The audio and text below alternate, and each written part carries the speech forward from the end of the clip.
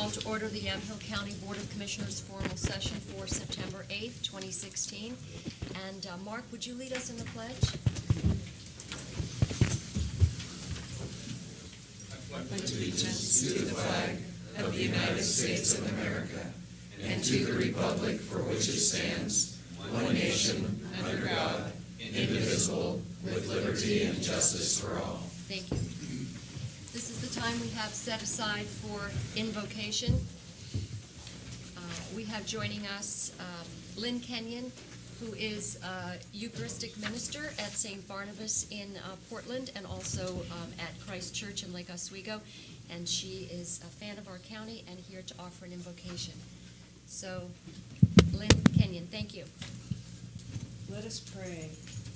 Almighty God, our Heavenly Father, send down upon those who hold office in this county the spirit of wisdom, charity, and justice, that with the steadfast purpose they may faithfully serve in their offices to promote the well-being of all people. Through Jesus Christ our Lord. Amen. Amen. Thank you, Lynn. We're now into public comment period. This 30-minute time period is reserved for public comment on any topic other than a quasi-judicial land use matter or other topic scheduled for public hearing. Unless extended or restricted by the chair or majority of the board, public comment will be limited to 3 minutes per person. First up, Ivory McLaughlin. Would you state your name and address for the record, please?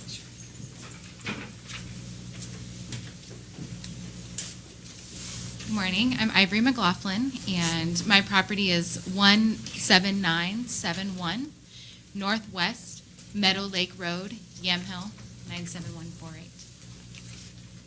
So I'm here in support of the Yamhill Westsider Trail.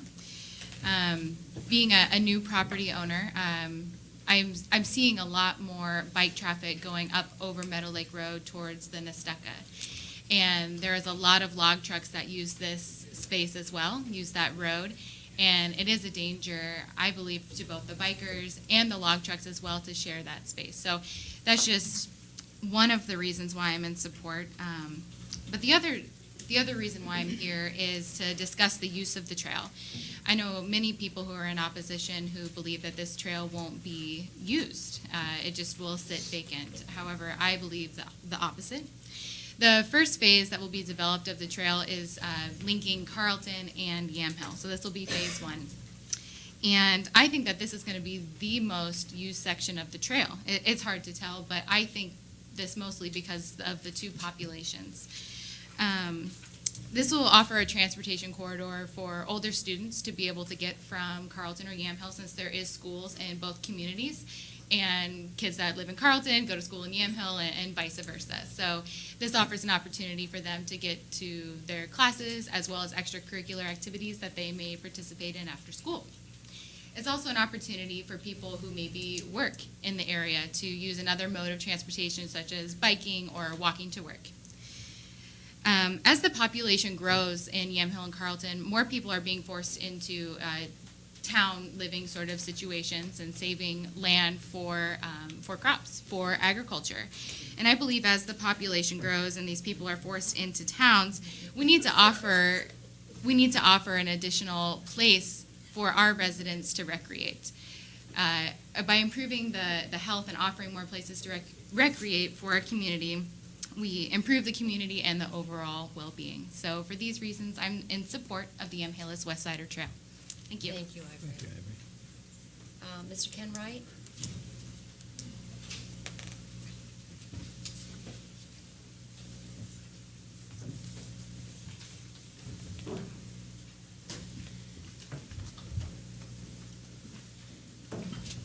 Ken Wright, 236 North Cooch, Carlton. I'm wanting to also voice my support for the Yamhill Westsider Trail. And I'm a farmer, first, and have been for 40 years. I farm 220 acres in this county. And and I really do understand the gut reaction by some of the farming community, and the concerns. I think that there's fear of the unknown, and I get that. But I think our best example to decide whether or not those fears are warranted is to look at our closest example of a like trail, and that would be the Banks-Vernonia Trail. The concern about crime. Banks-Vernonia has been in existence for 20 years. There has been zero crime. Zero crime. This is not the Springwater Trail. This is a rural trail. There's been zero crime on Banks-Vernonia. Zero. Traffic. Ivory alluded to whether or not the trails will be used. If you go to the parking lots of the Banks-Vernonia Trail, they are absolutely full every weekend. Full. They're absolutely chock full. It's hard to find a spot. That suggests there's a lot of traffic. Litter. I encourage all of you to go online and look at the comments about the Banks-Vernonia Trail. In most of those comments, what is highlighted often is the fact that it's unbelievably clean. There is no litter. The folks that use the trail pick up after themselves. Spraying. Since the Banks-Vernonia Trail has been in existence, there have been no new ordinances, no new laws about spraying for farmers. Zero. Nothing.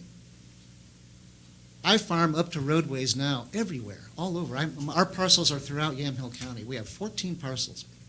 And I am spraying right up to places where people bicycle, people run, and cars are obviously traveling all over the county.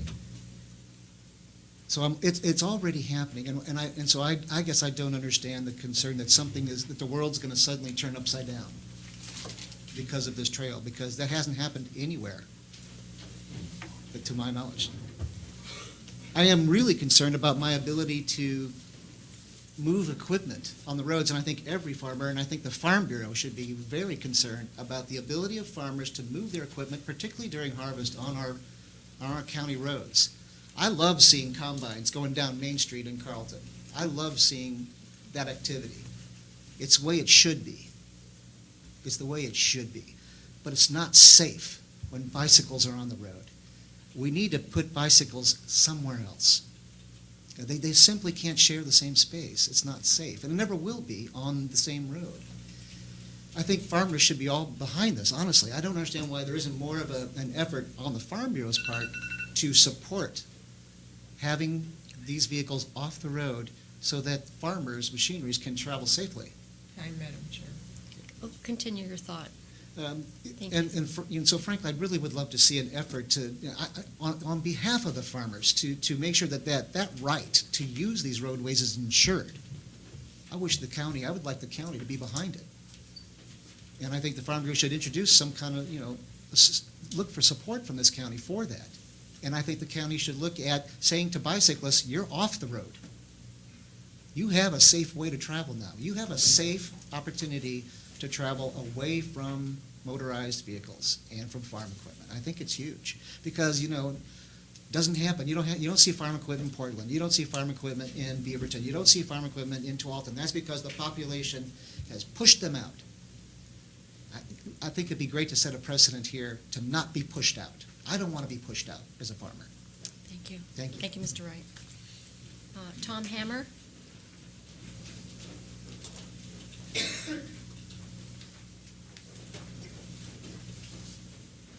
Good morning, I'm Tom Hammer. Could you state your address for the record, please, Mr. Hammer? I'm Tom, address is 23701 Wallace Road Northwest, Salem, Oregon, Yamhill County. Mail's delivered out of the Salem Post Office. I'm opposed to the Yamhill Trails proposal for several reasons. It would be a misuse of public funds for a non-essential use. That applies to the initial matching funds, state and federal, plus the ongoing maintenance costs.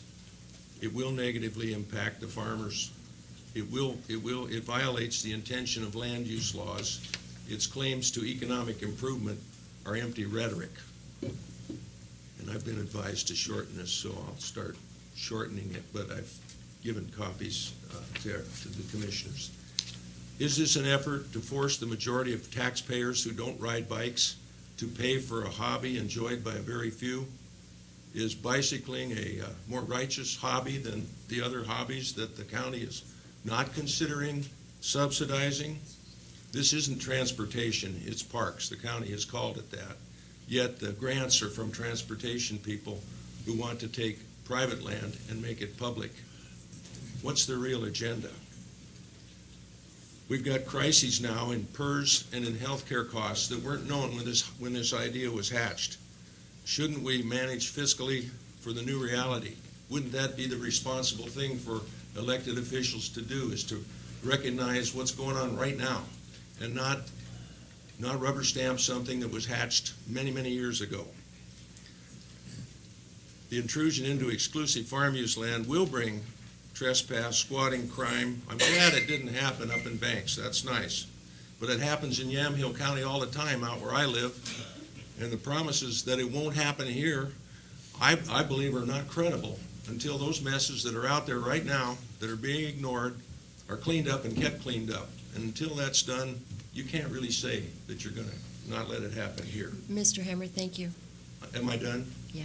Thank you. Was that yours? No, that No, was, no, you hold on. Oh. have another minute. I'm sorry. You have I'm another minute. getting stereo timekeepers I don't here. know I'm why. keeping time. Okay. You have another minute. Okay, well, Okay. I won't take that, but the application claims this will help wine tourism. So is it our goal to get a bunch of drinking bicyclists out on our county roads? I don't think that's a good idea. The funds will add to the national deficit, to the state deficit,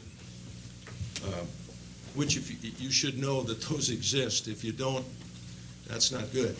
You don't teach your kids to live their lives spending money that they don't have. So why would you practice this while you're a public official? If you take a bite out of this tempting apple, future generations will be paying the bills. You'll be saddling them with what Sam Adams called tranquilizing servitude to government, and you'll diminish their ability to enjoy what he called the animating context of freedom. Thank you. Thank you, Mr. Hammer. Perfect timing. Wow. Okay. Peter Higbee?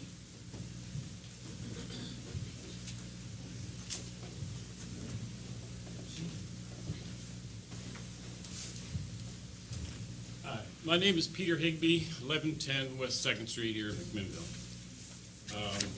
The gentleman who was just on didn't even near the trail, so I'm not sure what he's getting so excited about.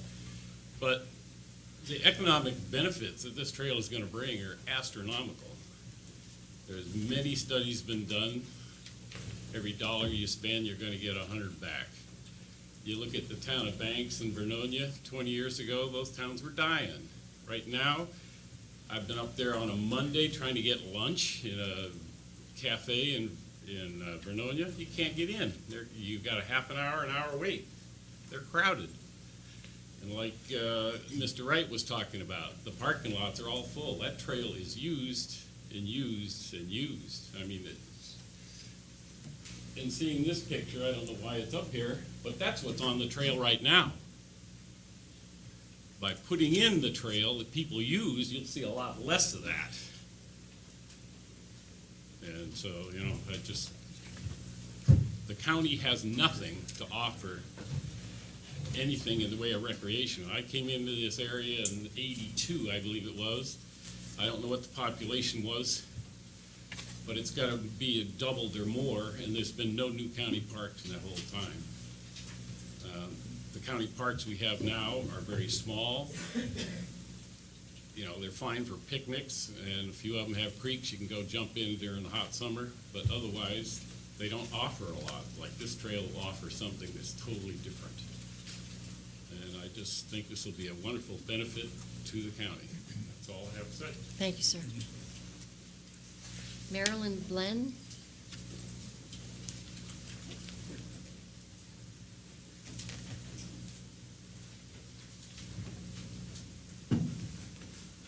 Hi, Marilyn Blen, 14665 Northwest Oak Ridge Road, Yamhill.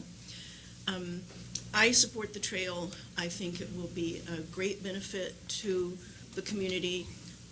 Great to get the kids and all bicyclists off the road if that's possible. But the safe corridor, it provides a safe corridor between the schools, between Yamhill and Carlton. and not just for biking, but for walking as well. And I think it'll be a great economic benefit to draw in people with money who want to spend it in our community. But I look forward to just walking, having an improved trail to walk. Many of our county parks are not improved, and I have a real hard time walking on uneven ground.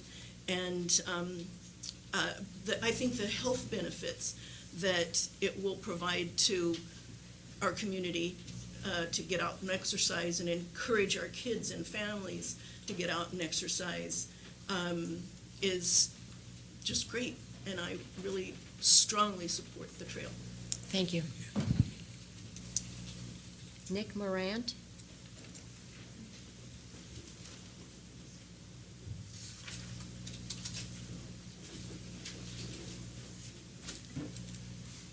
Nick Morant, 7535 Sawtell Road, Sheridan, Oregon. I'd like to enter into public record. Could you speak up, Nick? Yeah, Thank I'd like you. to enter into public record this letter from the Vice President of Fruit Hill Company. The address is 6501 Northeast Highway 240. Nick, speak up a little bit, would you? Thank you. This is from Lee Streppel, Executive Vice President for Fruit Hill Incorporated, 6501 Northeast Highway 240. He's got some serious concerns regarding the trail. I'm here also to speak about the trail. I live out in the West Valley, and I became aware of the trail based on my own interest of developing a system of trails in the West Valley, including trail for the use of the communities between. This is really low. I can just Tilt tilt it it up. up. There There you you go. All right. Between Sheridan and Willamina, and my experience was, networking, meeting with directors on the phone and in person with the BLM, Forest Department, Natural Resources Department for the tribe, numerous organizations and associations associated with the development of trails. I went in and spoke with the Willamina Chamber of Commerce and asked them about, the trail opportunity between Sheridan and Willamina along the riverfront. And they said, we've been looking at that for years, but it's a no-go. It's not going to happen. And the reason it's not going to happen is because the landowners along there don't support it. My interest is there with that trail. It's not going to happen. Maybe we can revisit that in 5 or 10 years. That's great. As far as connecting the West Valley with the coastal range and coastal communities, that's my priority. And I want to do that, but it has to start with the landowners. That's the only way it's going to work. The people that own the land, if they don't support the trail, then there shouldn't be a trail. It's not a ripe time. Maybe it can go somewhere else. So I definitely, it's beyond a suggestion. It's kind of a requirement, I think. I think the laws aren't being followed right now based on the EFU zoning. There's policies that are in place that the county's not following right now. There's, I think, an element of ethical questions that are raised by Commissioner Stan Primizic and Ken Wright being involved in a number of committees that the MWACT committee that just met with ODOT. There's a bit of conflict of interest, I think, there when Ken Wright's attending this meeting and is the voice of the county and not offering for the last 3 years any knowledge or awareness that there is opposition to this trail. This is kind of a frightening situation, I think. I think if we're asking for transparency in our government and public leaders, then we need to have that from the get-go. And just in a response to this idea of there needing to be a place where people can ride bikes and exercise, well, build a trail. I want to build a trail, and give me a shovel, I'll build a trail. We don't need to be spending millions of dollars to build a simple trail. Let's get the landowners behind it, let's get the county behind it, and let's go out and build it. We don't need to spend a bunch of money on this. Thank you. Thank you, Nick. Jim Colbert?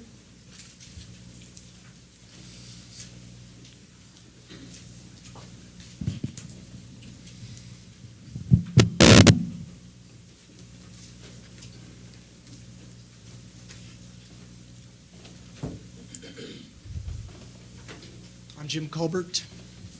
and I'm from McMinnville, 572 Northwest Wallace Road, and I'm here in support of the trail. So I don't forget, I'd like to respond to a couple of Tom Hammer's comments. He said it's a bike trail. It's not.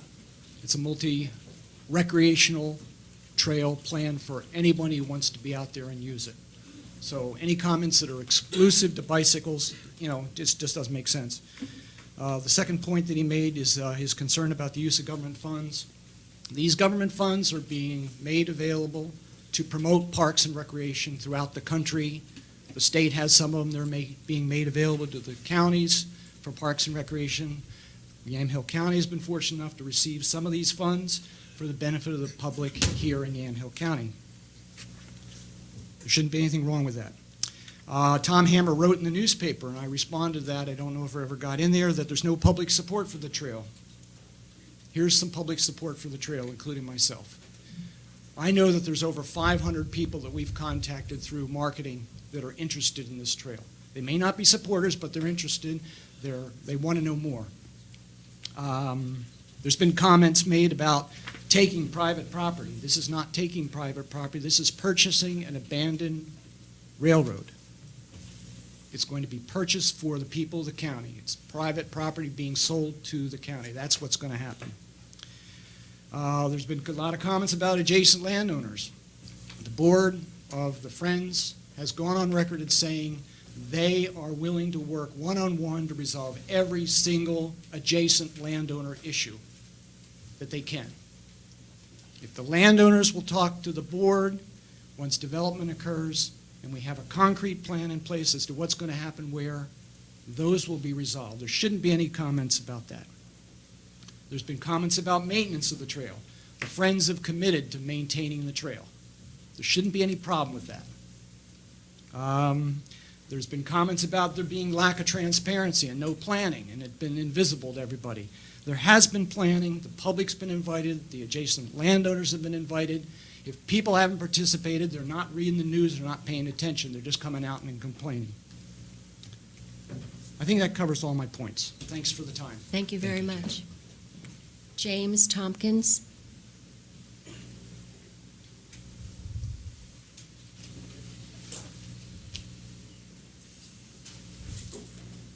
My name is James Tompkins. I live at 8623 Southeast Crystal Springs, Portland, Oregon, Multnomah County. So I'm not here opposing the trail at all. It's great. They're awesome. But the policing, the trail, the maintenance and maintaining. So we have a serious homeless issue on the Springwater Corridor Trail. It's in my backyard. I have video I sent that's unfortunate it can't be seen. Before the homeless issue, we use the trail all the time. We bike, jog. It's awesome. The community can get together. They can see each other and say hi walking down the trail. But you can't do that now because you're afraid. There's been people mugged, people raped that don't get reported. These are homeless women that are on the trail that don't report the rapes. It's crazy. Unless it's in your backyard and you don't see it happening, you don't realize the impact that it is. My kids have watched people shoot up dope in the backyard. From my backyard, I found these needles and that broken pipe when I mow my lawn. My dog, what brought this to my attention was my dog walked up with a needle hanging out of his mouth. A dog, an innocent animal. You know, this is ridiculous. I'm not saying that this is going to happen to your trail. Like I said, I think the trail is awesome. The community gets out, they're being active. But I'm saying that this is something that you guys need to be aware of. The homeless issue in Oregon is crazy off the hook. They don't have a plan for them. They push them from one spot to the next. So they did the cleanup. I got pictures right now that shows you what the cleanup looks like. And this is on a creek. And there's still garbage everywhere. They took 4 30-yard drop boxes out of there that I seen. It's unbelievable. And it still is a mess. it's a mess to my standards. I mean, I take pride in my own property. I put a fence around. I've had people jump my fence, come up on my back deck without my wife or myself home, and my kids are there, and this guy is on my back deck going, help, help, somebody's trying to rob me. It's a homeless guy, you know, and my kids don't know any better. My dog's been stabbed. I mean, I've had a lot of issues. The police, they're like, we got our hands tied because Mayor Charlie Hells has said, don't mess with the campers. So there we have an issue. So the police have no control over what they do. They don't do any warrant checks on these people. These people are, Madam Chair. Oh, go ahead. these people are not checked upon.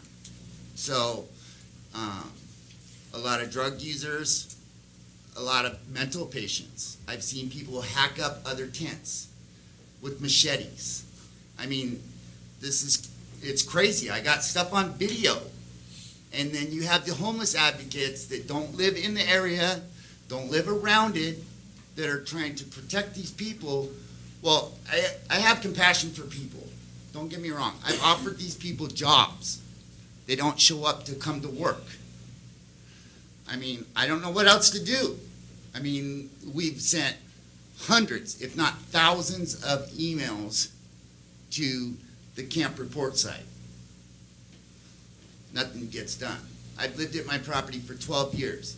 In the beginning, we'd have 1 and 2 campers show up. I could make some phone calls, and they would disappear. But since they did this state of emergency housing crisis or whatever they're calling it, that's been the problem ever since that, the first of the year. 9 months I've dealt with this, 9 months. James, we're going to have to wrap up. I know you have pictures on there. I don't know how they're going to be accessed, but we're going to have to wrap up. But I would like you to show what you sent. I don't know how to. So this is a knife that I was found in my backyard after the guy jumped the fence and went up on the deck. It's a 6-inch blade. This is garbage. This is basically a campsite behind my house. This is what I look at from my backyard that we haven't been able to use for 9 months. This is one of several. I walked through that area from the corner of the creek out to the trail, which is about 150 feet to maybe 300 yards or 150 yards at the longest point, and I counted 150 different faces with the clicker. I tried it the first time, just counting faces, and I couldn't do it. So I had to go get a clicker and go through and count the different faces. There was 150 people in 300 feet.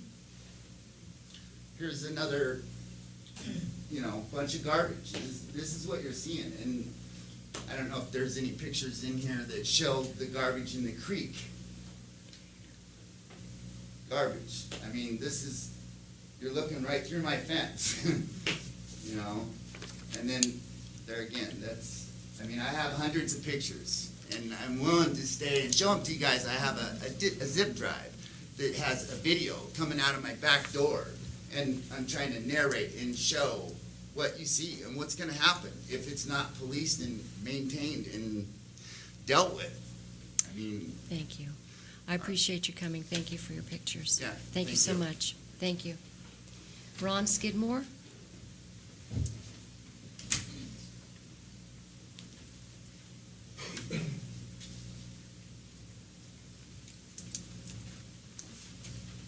Morning, I'm Ron Skidmore, 713 North 7th Street in Carlton, Oregon. And I'd like to say that we're very excited in my neighborhood for the trail and all that it promises for our residents. They're not just old retired guys like myself. We have a lot of young people in there. We've talked to them about it. We're very excited about having a trail system next to us. A lot of us use the Banks to Vernonia. We have really enjoyed the safety of it, and just not just for bicycling, but for walking, skateboarding. And the kids I know in our area are very excited for it. I'm also a member of the Yamhill Carlton Lions Club, and all of our members have talked very supportive of it and in our works with the community for its opportunities and safety there. We've seen Carlton really come up along with Yamhill over the last few years in its economic viability, and this is just going to be icing on the cake.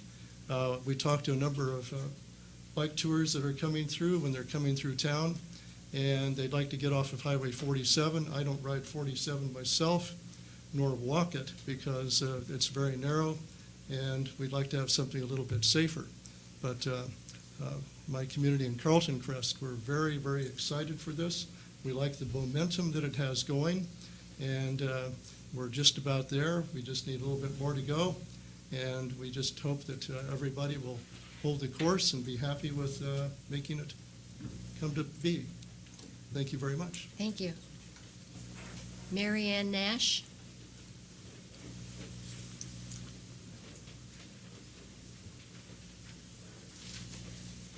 Good morning. Good morning, Commissioners. My name is Mary Ann Nash. I am at 1320 Capitol Street Northeast in Salem, Oregon, and I am the Public Policy Counsel for the Oregon Farm Bureau. And I know you've heard a lot today about different positions that Farm Bureau should or shouldn't take on this, but I'm here today mostly to talk to you about process. You've heard a lot on both sides about concerns from the trail.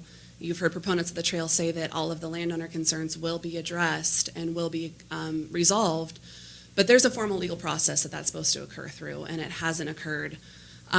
So we've submitted a number of letters explaining why land use approval is required for this project, either through an amendment to the transportation system plan or through the conditional use process. Through meetings with staff, we've heard that the plan is to acquire the property first and then go through planning process that the county has neither committed, they've not said what the position will be as to whether or not a planning process will even occur, and what that will look like. So we're here today to request that the county initiate the planning process prior to acquiring the property. And this will enable the county to determine whether or not the proposed use will be allowed to occur on the property and whether or not the complaints that you've heard will be able to be mitigated and will be able to meet the legal standard required under law to mitigate impacts to neighbors. It occurs in most development projects. If you're uncertain whether a use can occur on a property, you go through the planning process and make sure you can acquire the permits you need before you acquire the property. To me, that's sound public process, that's sound planning, and there's nothing preventing the county from submitting plans and going through that process up front and acquiring the property next. We've heard a lot about it's just initial stages, we don't know what's going to happen yet, but we've reviewed the recent Connect Oregon grant application that I believe was awarded, and it has very detailed plans for a multimodal path, including a bike path and pedestrian path through this property, and so the planning process is really far along, and it seems like it is at the appropriate place for the county to step forward and say we're initiating a formal process with formal hearings and a formal opportunity to comment for folks to weigh in on what those impacts will be and for the county to determine whether or not those are able to be mitigated. I think it's a waste of time and resources to proceed with acquiring the property and then kind of hope you can get land use approval if you're even going to go through that process. So we would like the county to commit to going through that process before acquiring the land and to commit to a schedule for initiating the process prior to moving forward with this project anymore. And I think that will hopefully enable you to hear a lot less about it through these public sessions before commission meetings, and actually enable a formal process with set legal standards to resolve these concerns and ensure that the trail is not going to have the impacts that a lot of my members are really concerned about and are really fearful that will occur in their backyards. So we just really ask that you publicly commit to doing the process and to doing it on a specific time frame so that landowners can know what's coming and landowners can know what the plan is. Thank you so Thank much. you. Thank you. Becky, I'm sorry, I'm not going to even try to pronounce. Is it Gagne? Yeah.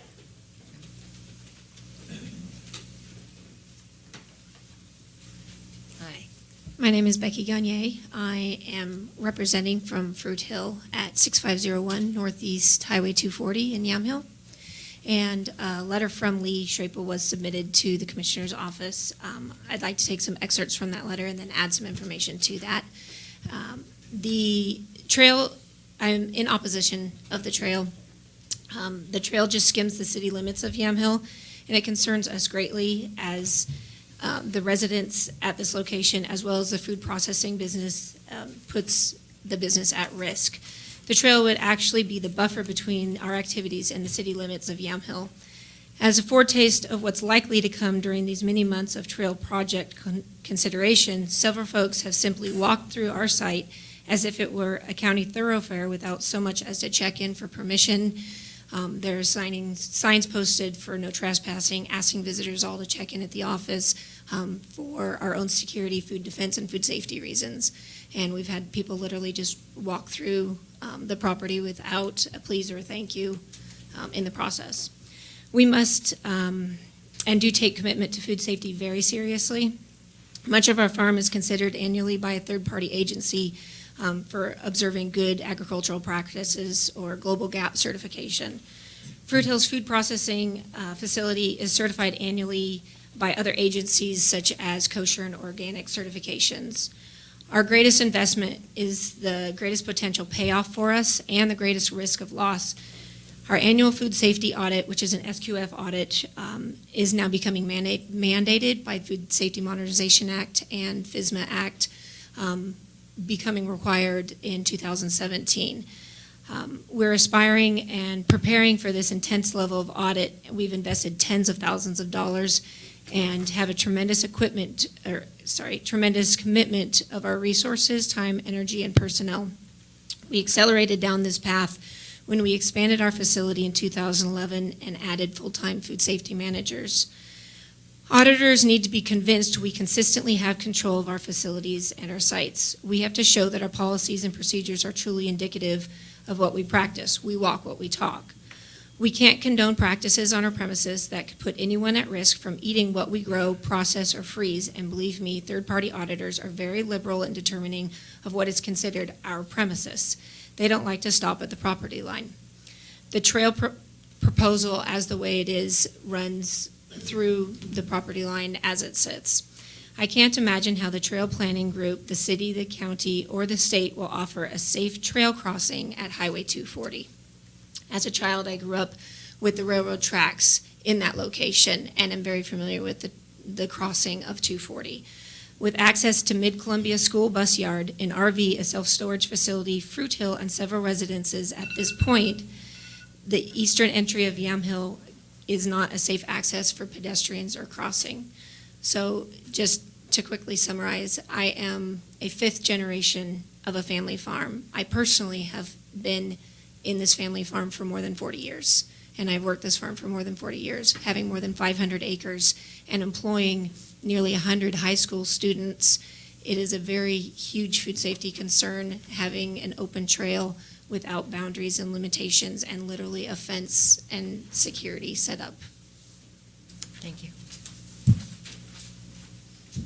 Brian Schmidt.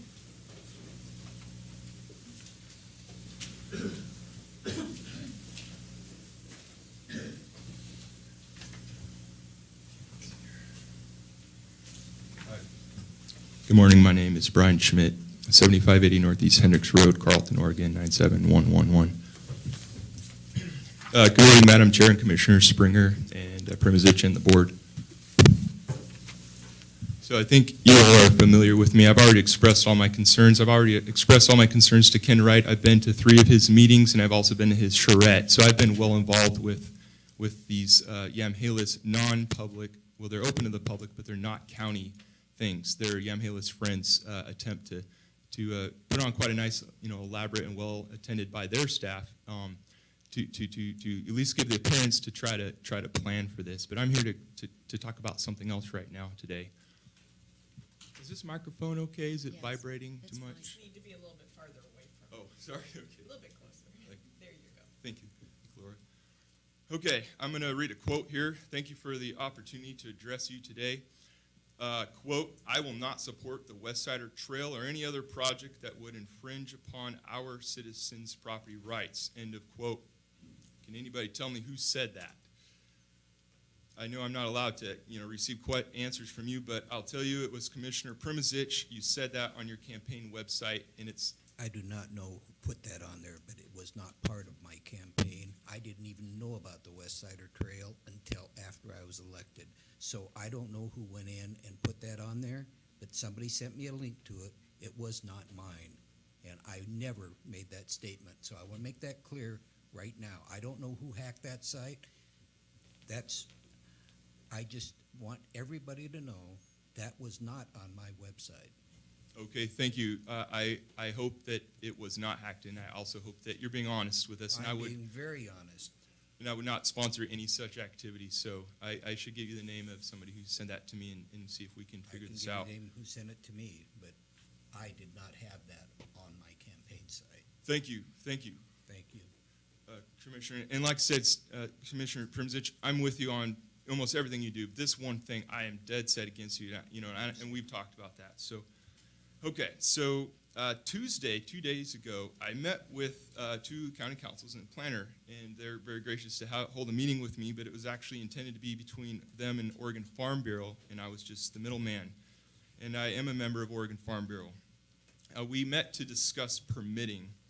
And we started by asking that where was the agriculture impact study? There's all this concern about farmers. Why don't we do an impact study? Instead of making me or other people do all the work, why don't we as a county do an ag impact study? And as you will learn, Ken is grossly wrong about the things that he said about the impacts. Okay, so we met, but I was greatly disturbed because, okay, listen, I want to be honest and I want to be forthright and I want to see things be transparent. I got 3 answers at this meeting.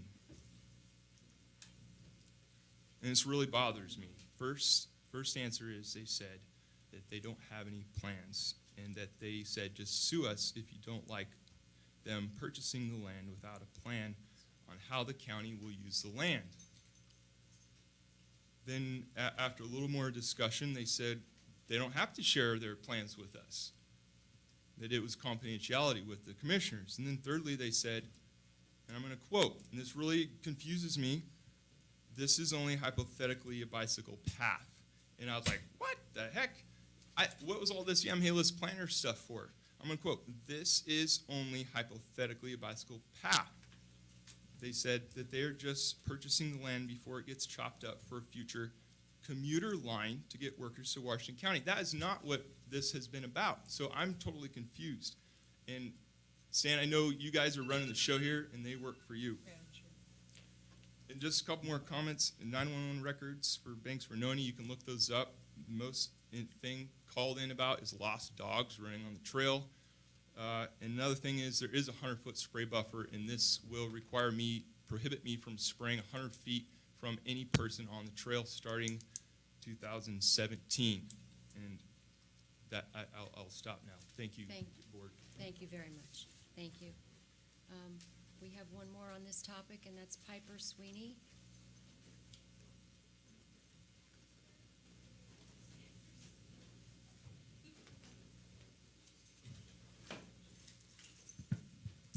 Good morning, Commissioners. I appreciate the opportunity to speak with you today. I wanted to bring up, I know that there are grants, there are... Oh, your name and address. Oh, I'm please. sorry. Piper Sweeney, 7175 Southeast Wallace Road in Dayton. I know that there are grants and certain monies that are coming for this trail, but I also know there will be county money going towards this trail.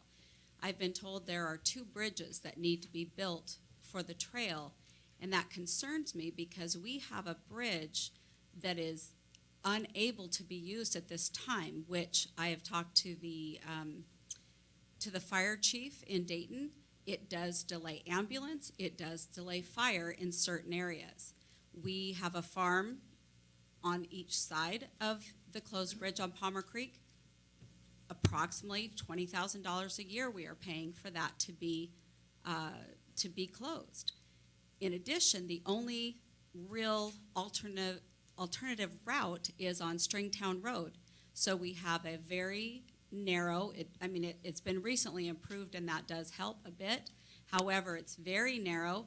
It has curves, absolutely blind curves. So you have a piece of farm equipment, you have a truck, and you have a car whose only way to get to Mac is going to be on this very dangerous road. So part of my concern is the fact that we would be spending really any county money until we do some of the things that are safety issues for our citizens. So I am concerned about that. The second thing is we've had several wrecks on the closed bridge. where they are not really, the sign's there. Sometimes it gets blown down, but generally the sign is there saying the road's closed. People go down there, and we've had 2 accidents, one a 91-year-old man who just ran into the barricade. The barricade's the same color as the road.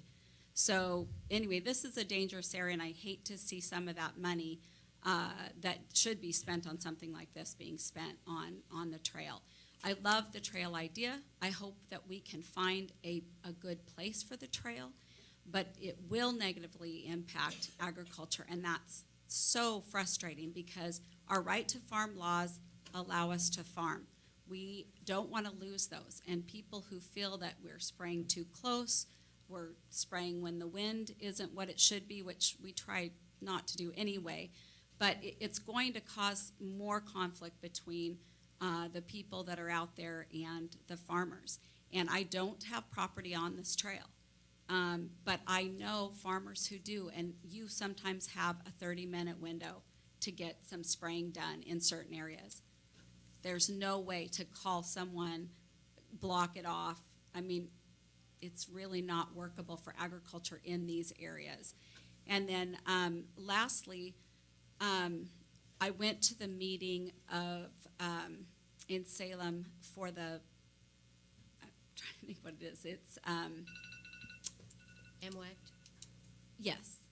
And I was disturbed because when they heard the complaints, and I'll wrap this up really quickly, they said they had heard they did already pass the money in the budget for this trail, and they were unaware that there was any opposition whatsoever. And that was disturbing because I know Commissioner Primovich, you're on that, or Primovich, sorry, are on that committee, and so that was really confounding to me. There were 2 members that said we had no idea there was any opposition, and that was disappointing. That's all I have for today. Thank you. Just to address that, during the course of those meetings, it was mentioned many times of the planning meetings that the Yamhill Trail people had put on to discuss the concerns of adjacent landowners, and that the commitment had been made by Yamhill Trail to meet with and mitigate to the extent possible any concerns. So they were aware that there are concerns, but that was not a part of the process. So I don't want people to think that everybody was not talking about anything other than just this grant, which is basically what it was. In reference to the bridge, the Farmer Creek Bridge, 2 weeks ago I was over at the Bridge Committee meeting in Salem, and we are looking really strong at getting some action on that in the very near future. So that's not something that's off the table either. So just want you to be aware of that. Okay, I appreciate that. Thanks for your time. Thank you. Thank you. We have another topic, and so we'll move on to that. Amanda Marshall?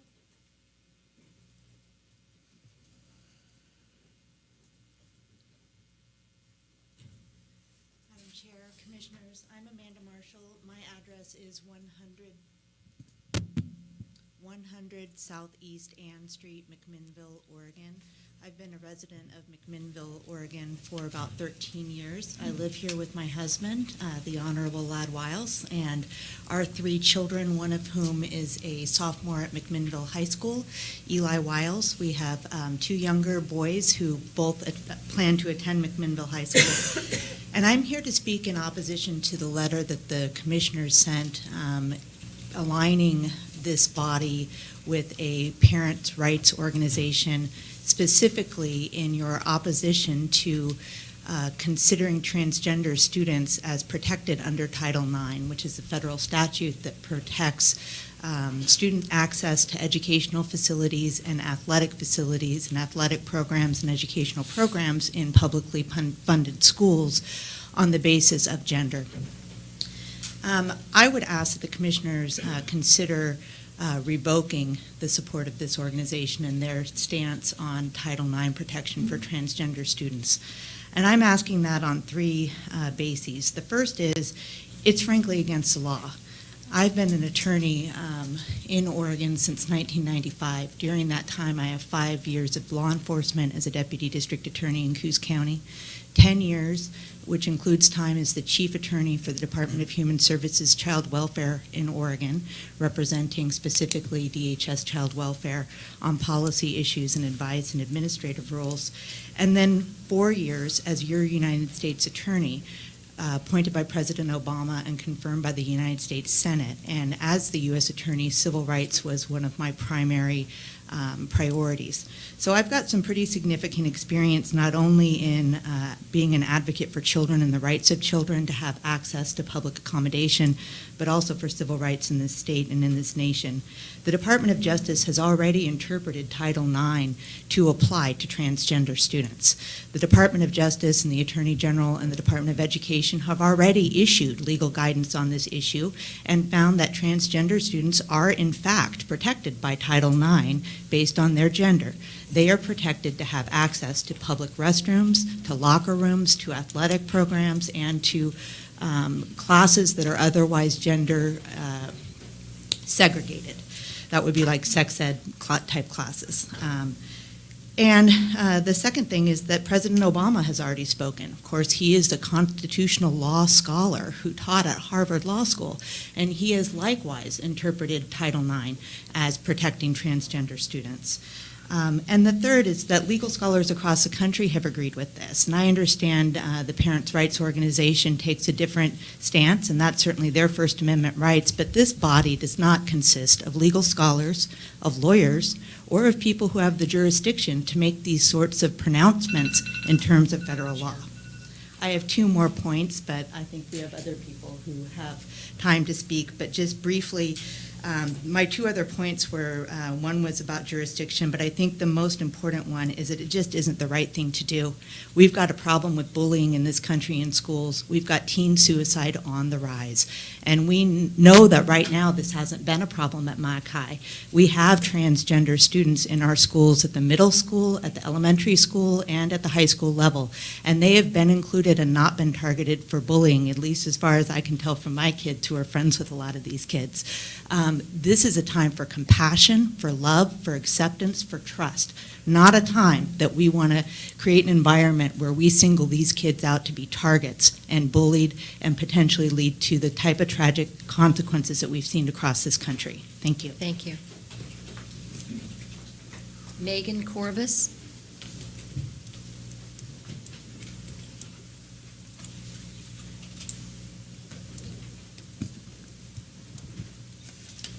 Bend down.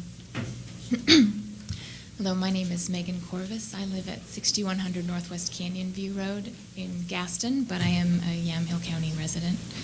I'm here also to speak about the letter you sent. You unanimously voted to send a letter outlining your opposition to the Department of Education's decision that public schools must consider a student's gender identity as their sex for the purposes of Title IX. Your reasoning seemed based on the assumption that Yamhill County schools would obviously not be willing to do this, and therefore that our schools might be at risk of losing funding.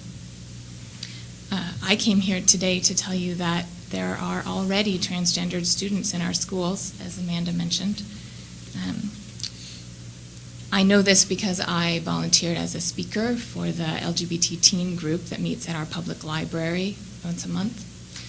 And the first time I went to that group, I was stunned, honestly, by the number of transgender or otherwise questioning students who attended.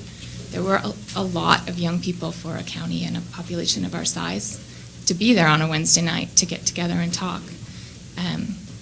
This is a difficult thing for them to go through, and I'm so glad that our library offers the support that they do. And I'm glad that I was able to be there to act as a speaker for them. These people live here in our county. They're going to our schools. They're citizens here. The suicide rate for transgendered teenagers is 50%. That's 1 of every 2. Just for comparison, the suicide rate of returning veterans is less than 1%. And yet that's a topic we talk about a lot. This isn't a hypothetical discussion.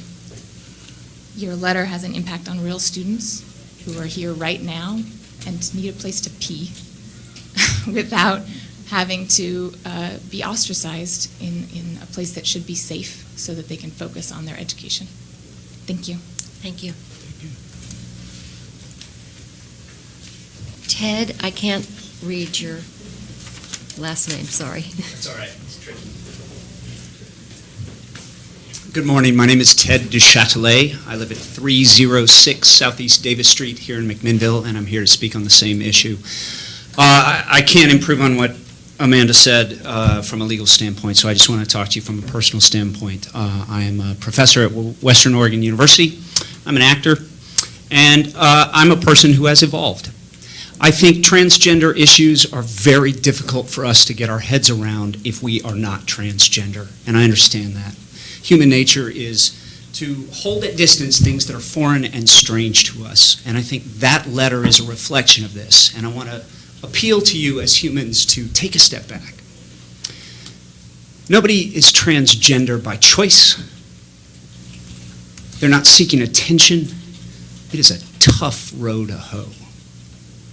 And we need to support these kids. There's a lot, my daughter goes to Patton Middle School, and there's a lot of talk about stopping bullying.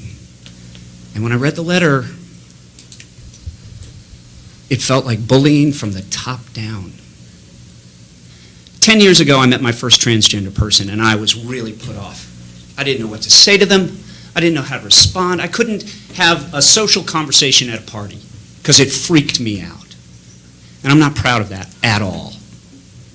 And over the past 10 years, I've gotten to know many transgender people, and they are simply that, people. And they deserve to be treated with respect and dignity by their elected officials. Thank you very much. Thank you.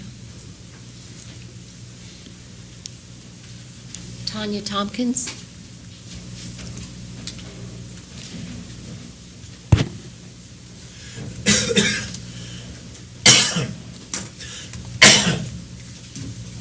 Also have some hard copies of something I'll be referencing for you. Commissioners, thank you for having us. I'm Tanya Tompkins. I live at 925 Southeast Davis Street. I'm a professor of psychology at Linfield College, and trans issues are near and dear to my heart. I've spent the last 5 years researching how to reduce trans prejudice. And so I was deeply concerned when I saw your letter of support of some organization that, when I went to visit it, Parents' Rights in Education, had no contact information, no information about who they were or what they stood for, other than we need to assert parents' rights on many issues relating to sex and education, but in particular that we should be questioning the Title IX inclusion of gender identity as sex. And so I felt it was important to see if others joined me in having deep concern about you asserting yourself in this position, which again, you can correct me if I'm wrong, but I think you serve on 35 plus committees. Is that about right? None of which deal with education. And so I started a petition through change.org, and in the last week, we have over 300 signatures of parents, former parents, teachers, school administrators, business leaders who, like me, like Amanda, like Ted, like Megan, feel that you should really rethink your issue. You should read the Dear Colleague letter that was issued by the Department of Education, Department of Justice, which I've included for you to look at, and really think whether you should, like Ted, try and expand your thinking about this issue and lead from a place of compassion, dignity, and respect, or whether you should sort of hold tight onto that fear, assert yourself in a position that is beyond your purview, and potentially risk federal funding for our schools, which I think would upset pretty much all of your citizens. And so I strongly encourage you to rethink your support of this organization, rethink your issue, and hopefully get in contact with some of us to learn more about the trans community. Thank you. Thank you. All right, let's move on to item B, the consent agenda. Do we have a motion to approve the consent agenda? Madam Chair, I would so move that we approve the consent agenda as listed on our docket. All right, motion to approve the consent agenda. All those in favor signify by saying aye. Aye. Aye, passes unanimously. C, old business, we have C1, the consideration of adoption of the final written decision, findings, and conditions of planning docket C-05-16, SDR-03-16, which is an appeal by Yamhill Parks and Recreation District of the Planning Director's conditions of approval for a day-use park on approximately 325 acres located on Parrot Mountain. Mr. Sadlow? Madam Chair, as you know, because you did not receive a copy of them, I do not have those ready and would like one additional week in order to prepare those findings for you. So we'll put that off, set that over until September 15th? That would be terrific. Okay, thank you. Appreciate that. Other business, D1, which is consideration of the ratification of the 2016 to 19 collective bargaining agreement between Yamhill County and the Federation of Oregon Parole and Probation Officers. Kristen? Yeah, Madam Chair, we've successfully concluded negotiations with the FAPO unit. We've circulated the draft document. It has been ratified by the union. So the next step would be the ratification of the agreement by the board, and then we would circulate the document for signatures. All righty. Item. So at this point, are you ready for a motion? Yeah, you go ahead. At this point, I'd like to have a motion to approve D1. All right, motion to approve item D1. Any further discussion? Just as a side note, I think it was a tremendous job done by the negotiating staff and the cooperation with the unions, and I felt like some good middle ground was struck. Okay, great. So we have a motion to approve item D1. Any further discussion? Nope. All right, all those in favor signify by saying aye. Aye. Aye, motion passes. Item D2, consideration of extending the provisions of the 2016 to 19 FAPO collective bargaining agreement to FAPO associated non-bargaining employees of the Department of Community Justice.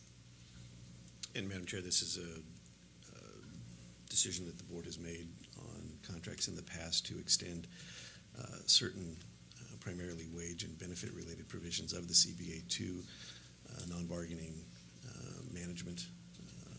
And this is what this request would do. All right, motion to approve item D2. Madam Chair, I would suggest the approval of D2.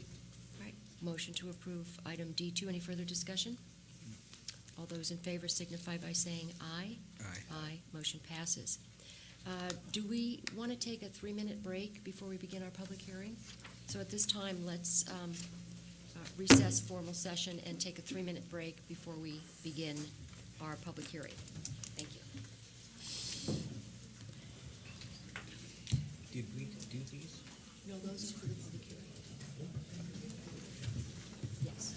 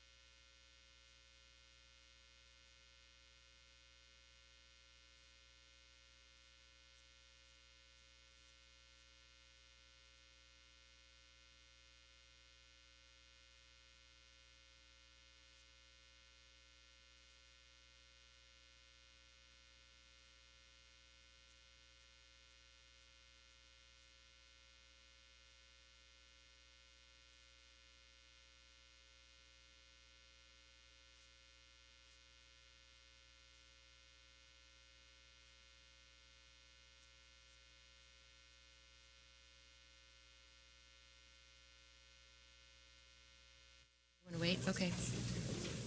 Lucy's, she wanted to use a picture during the public hearing, so Lucy's trying to get her email to work on the Okay. laptop. So if you could just give us a minute. Sure.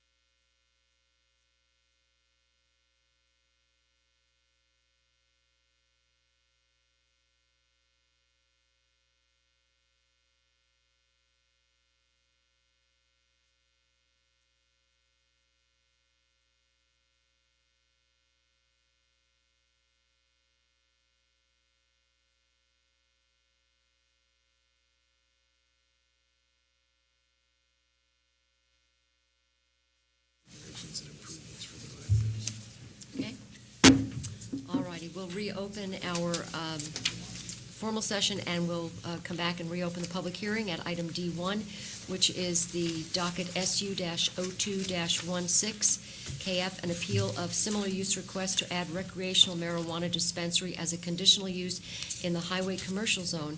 And the applicant is Larry Brock. Do we have any abstentions or objections to jurisdiction? Okay, and so is this, Mr. Sadlow, at this point you'll read the ORS 197-7635.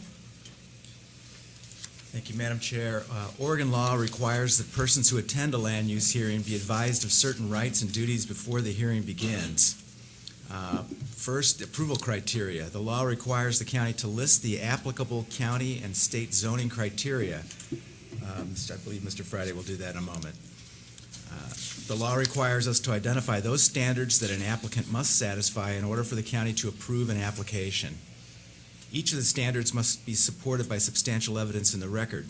So please direct your testimony, claims, or evidence toward the criteria stated by Mr. Friday or any other criteria that you believe applies to the application. Second, the raise it or waive it rule. The law says that any issue that might be raised in an appeal of the decision after this hearing must be raised before the record of this hearing is closed.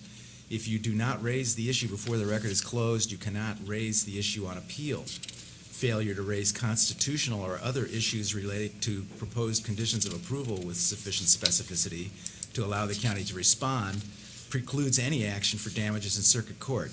You must identify the issue clearly enough so that the county and all parties have an opportunity to respond to the issue. Madam Chair. Thank you, Counselor. Next, staff report, Mr. Friday. Yes, the parcel is listed as 1.27 acres and has access to both Blanchard Lane and Highway 99, and it's shown on the lower air photo behind me. The property contains a retail shop and a residence located northeast of town. The retail shop was previously used as an antique shop. All of the adjacent property is zoned exclusive farm use. This area contains farm uses, which includes vineyards, orchards, and grain crops. In 1984, approval was granted for a plan amendment and zone change to rezone the property from agricultural forestry large holding to highway commercial.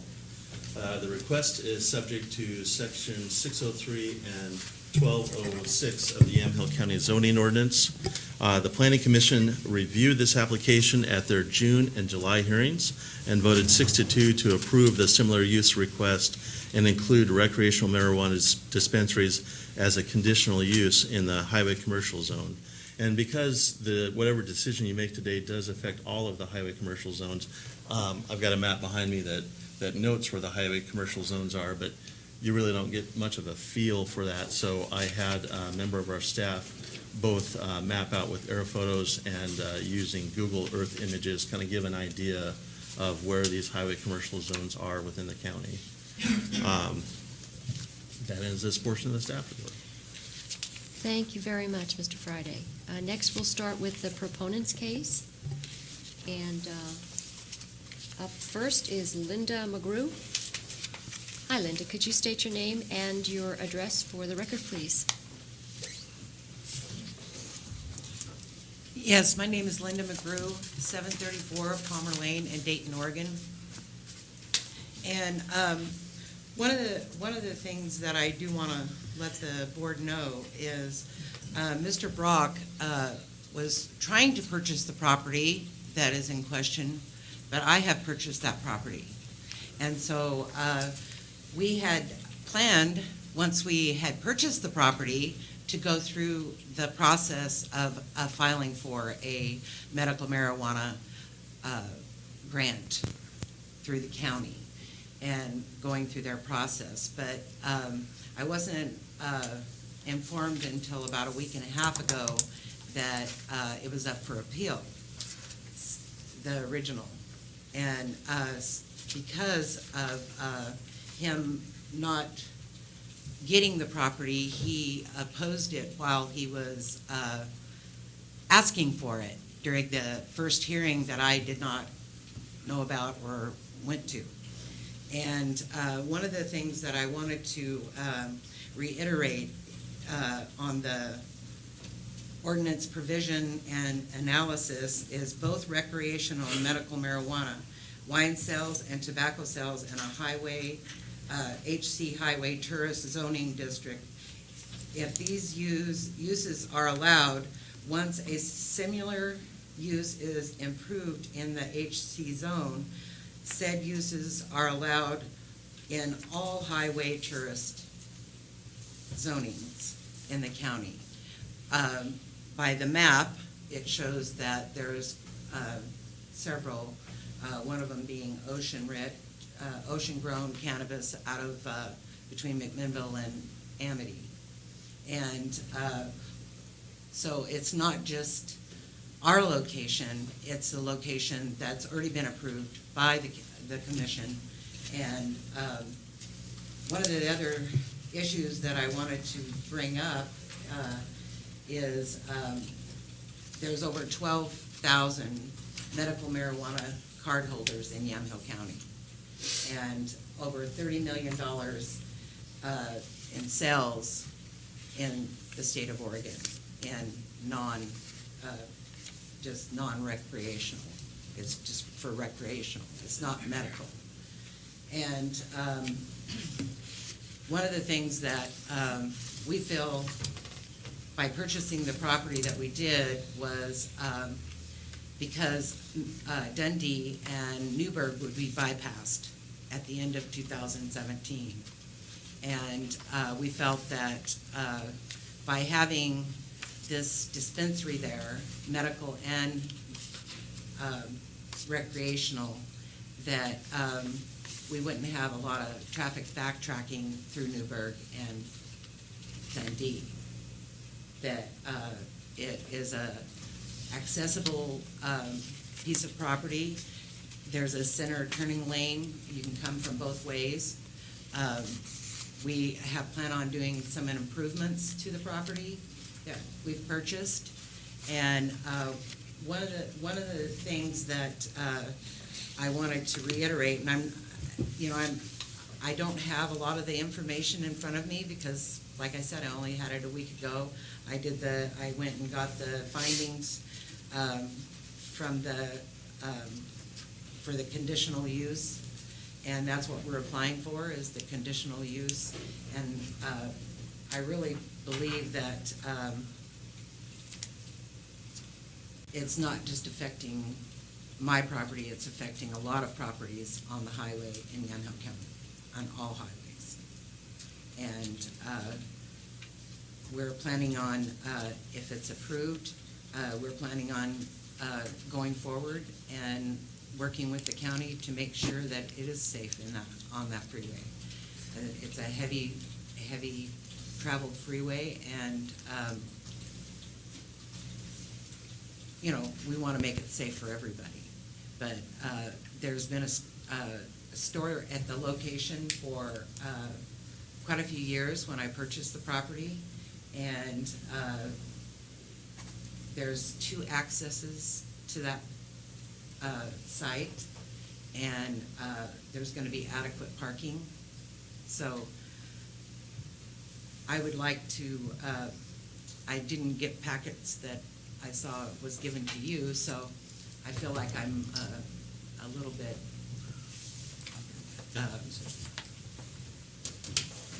and I actually came and asked for them, so I'm not sure why I wasn't. Yeah. So if I could possibly keep the record open to where I can go through these packets and give some more information on record and have some other legal advice on how to pursue this, I would appreciate it. So, keep the record open at this point. What's that? Keep the record open. It's not required by law because it's not the initial hearing, but you certainly can keep the record open if that's what you would like to do. Okay. Will we do that? If we did it, would we do that? It's 777, yeah. So we traditionally, when we are honoring a request to keep the record open, we keep it open for all testimony for a week, for rebuttal to that testimony that was submitted in that first week, the next week, and then the third week, you would be the only one who could put evidence in the record. Your final word is what they call it. Yeah, okay. So it'd be a 3-week period. One of the things that I did look up was the two records, the 1202, or 1201, 1202.1 through the 1202.7, and also the three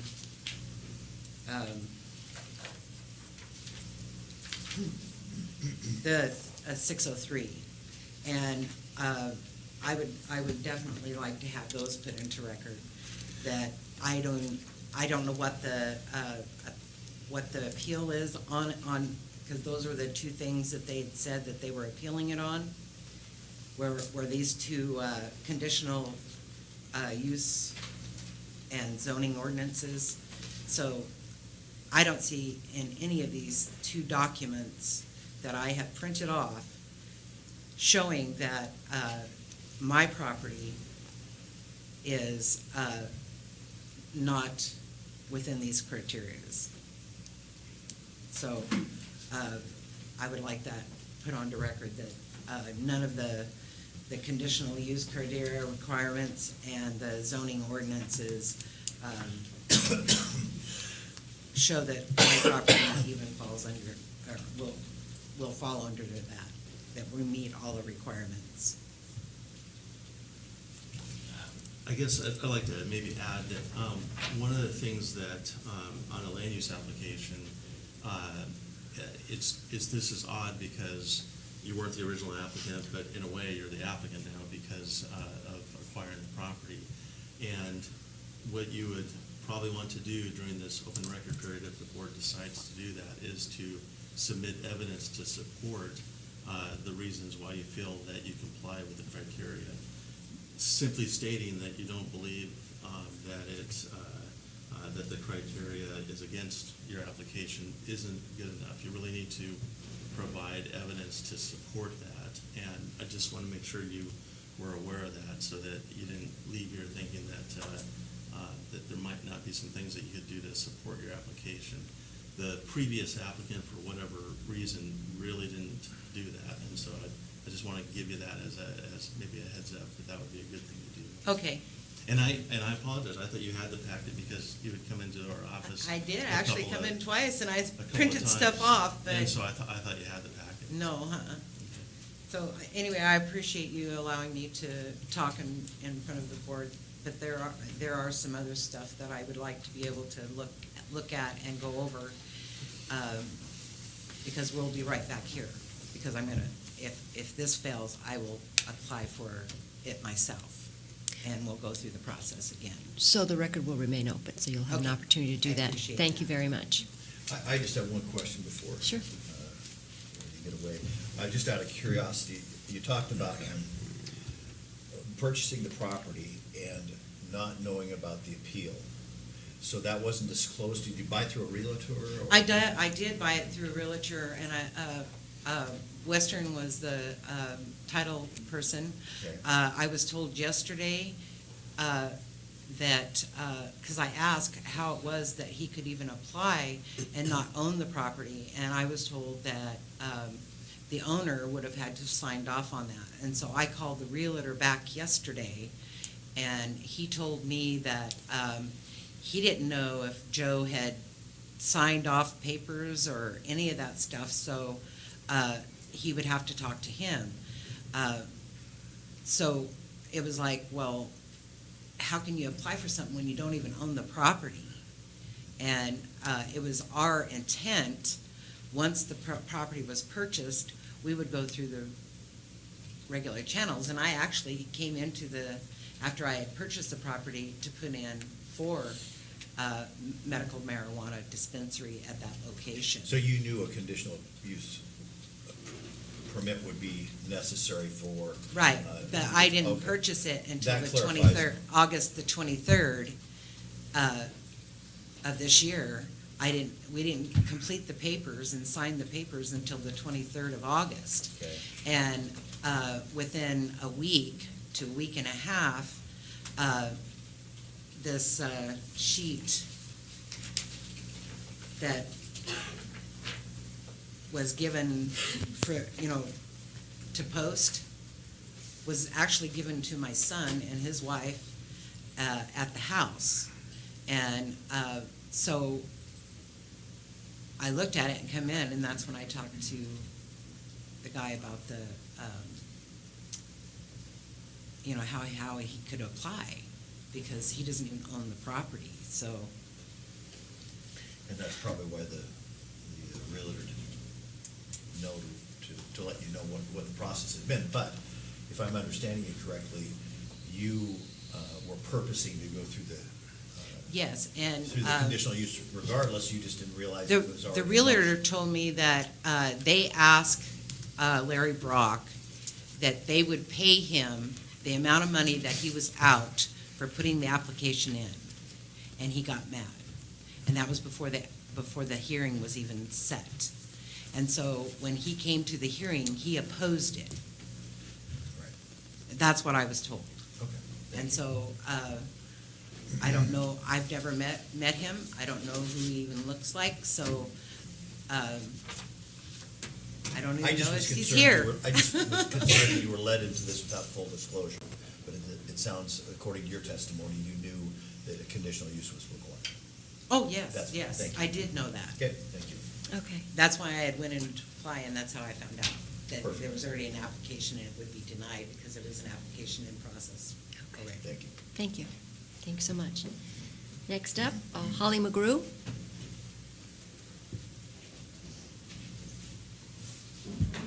My name's Holly McGrew. I live at 4270 Northeast Blanchard Lane, Dayton, Oregon, 97114. I've been a part of the Dayton community for 30 years. My parents have both been a part of the Dayton community for 30 years. I graduated 5th in my class of 115 only because 4 other people had the same GPA as me. And what you probably don't know is that at 14, by a doctor, I was forced to be addicted to prescription painkillers because of a series of knee surgeries. After that, I found that it wasn't really helping me, it was hurting me, and I got off that stuff at 15 and bettered my life, made sure I graduated with honors, all that kind of stuff, only to live in pain until I found out about medical marijuana. Now I can do things, go hiking, go backpacking, enjoy life with my son. I really believe that a medical marijuana dispensary or a recreational dispensary would really improve the community. It would create jobs for people. It creates income. It creates money spent for schools, on roads, on recreational hiking trails, all that kind of stuff that we can benefit from. I believe that yes, there are risks in everything you do and everything that you set up. Right now, currently, my husband and my mother-in-law bought the property. We did not even know about this hearing, like I said, until Mr. Blanchard came to our door and kind of referenced it, and then a week later, he dropped off a note at the door. We weren't home. It could have blown away. It could have been damaged in the rain. So we were really upset that we weren't notified as the landowners about this in a formal way from the commission. But I really do believe that this can really, really improve the community. My husband and I have plans to set up funds to set up scholarships for students to go to school. A big concern is poverty level and how to break that poverty level. We can't break poverty level without money. You can't have, better education for children, higher pay for teachers without money. And I believe that this would really greatly benefit not only the school districts in the area, but other tourist businesses as well. So, like my mother-in-law stated, there's 12,000 cardholders in Yamhill County. The state of Oregon has benefited $30 million from recreational sales. This can only benefit our community and to help our children get out of the poverty level that we are in right now. So that's all I have to say. Thank you. Thank you very much. Next up, Debbie Whitlow?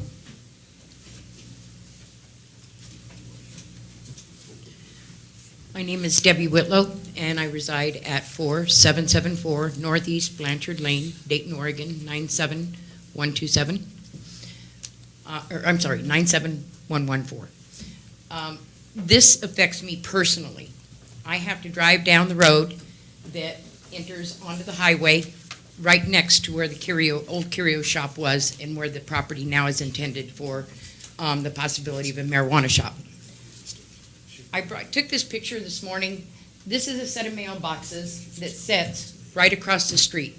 And the reason why I took this, even though it has nothing, this particular sets of mailboxes has nothing to do with the marijuana shop being there or not being there right at this time.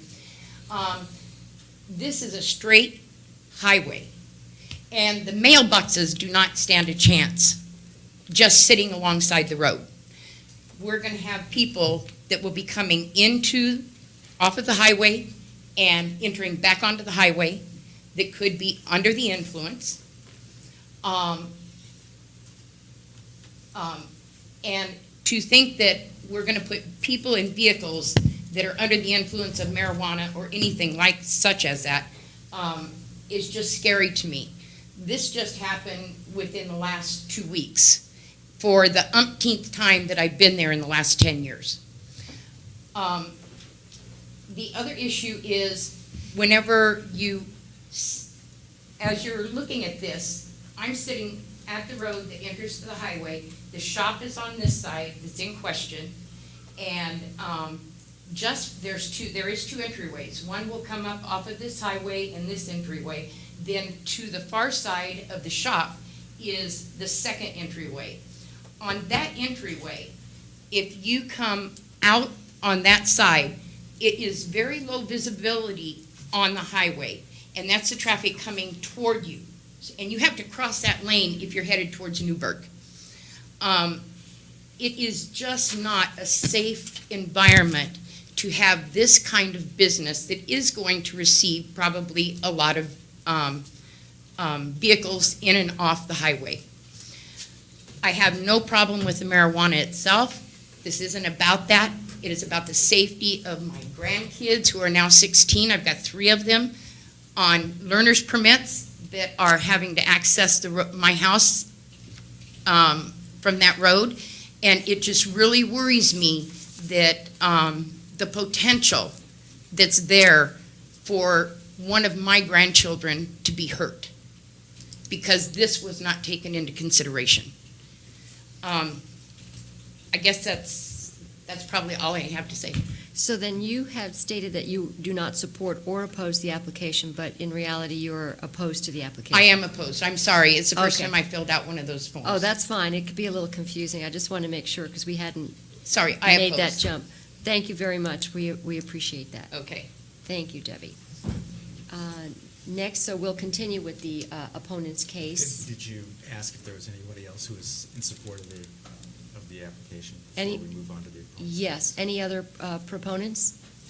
I still needed to speak, I'm not sure. Oh, did you, if you are you? I'm on here, but I don't think I got a green list. Okay, if you want to just fill out a green card, give it to Lucy, and then come on up and give us your name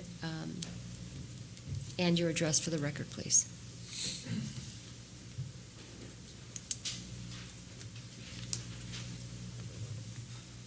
Hello, how are you guys?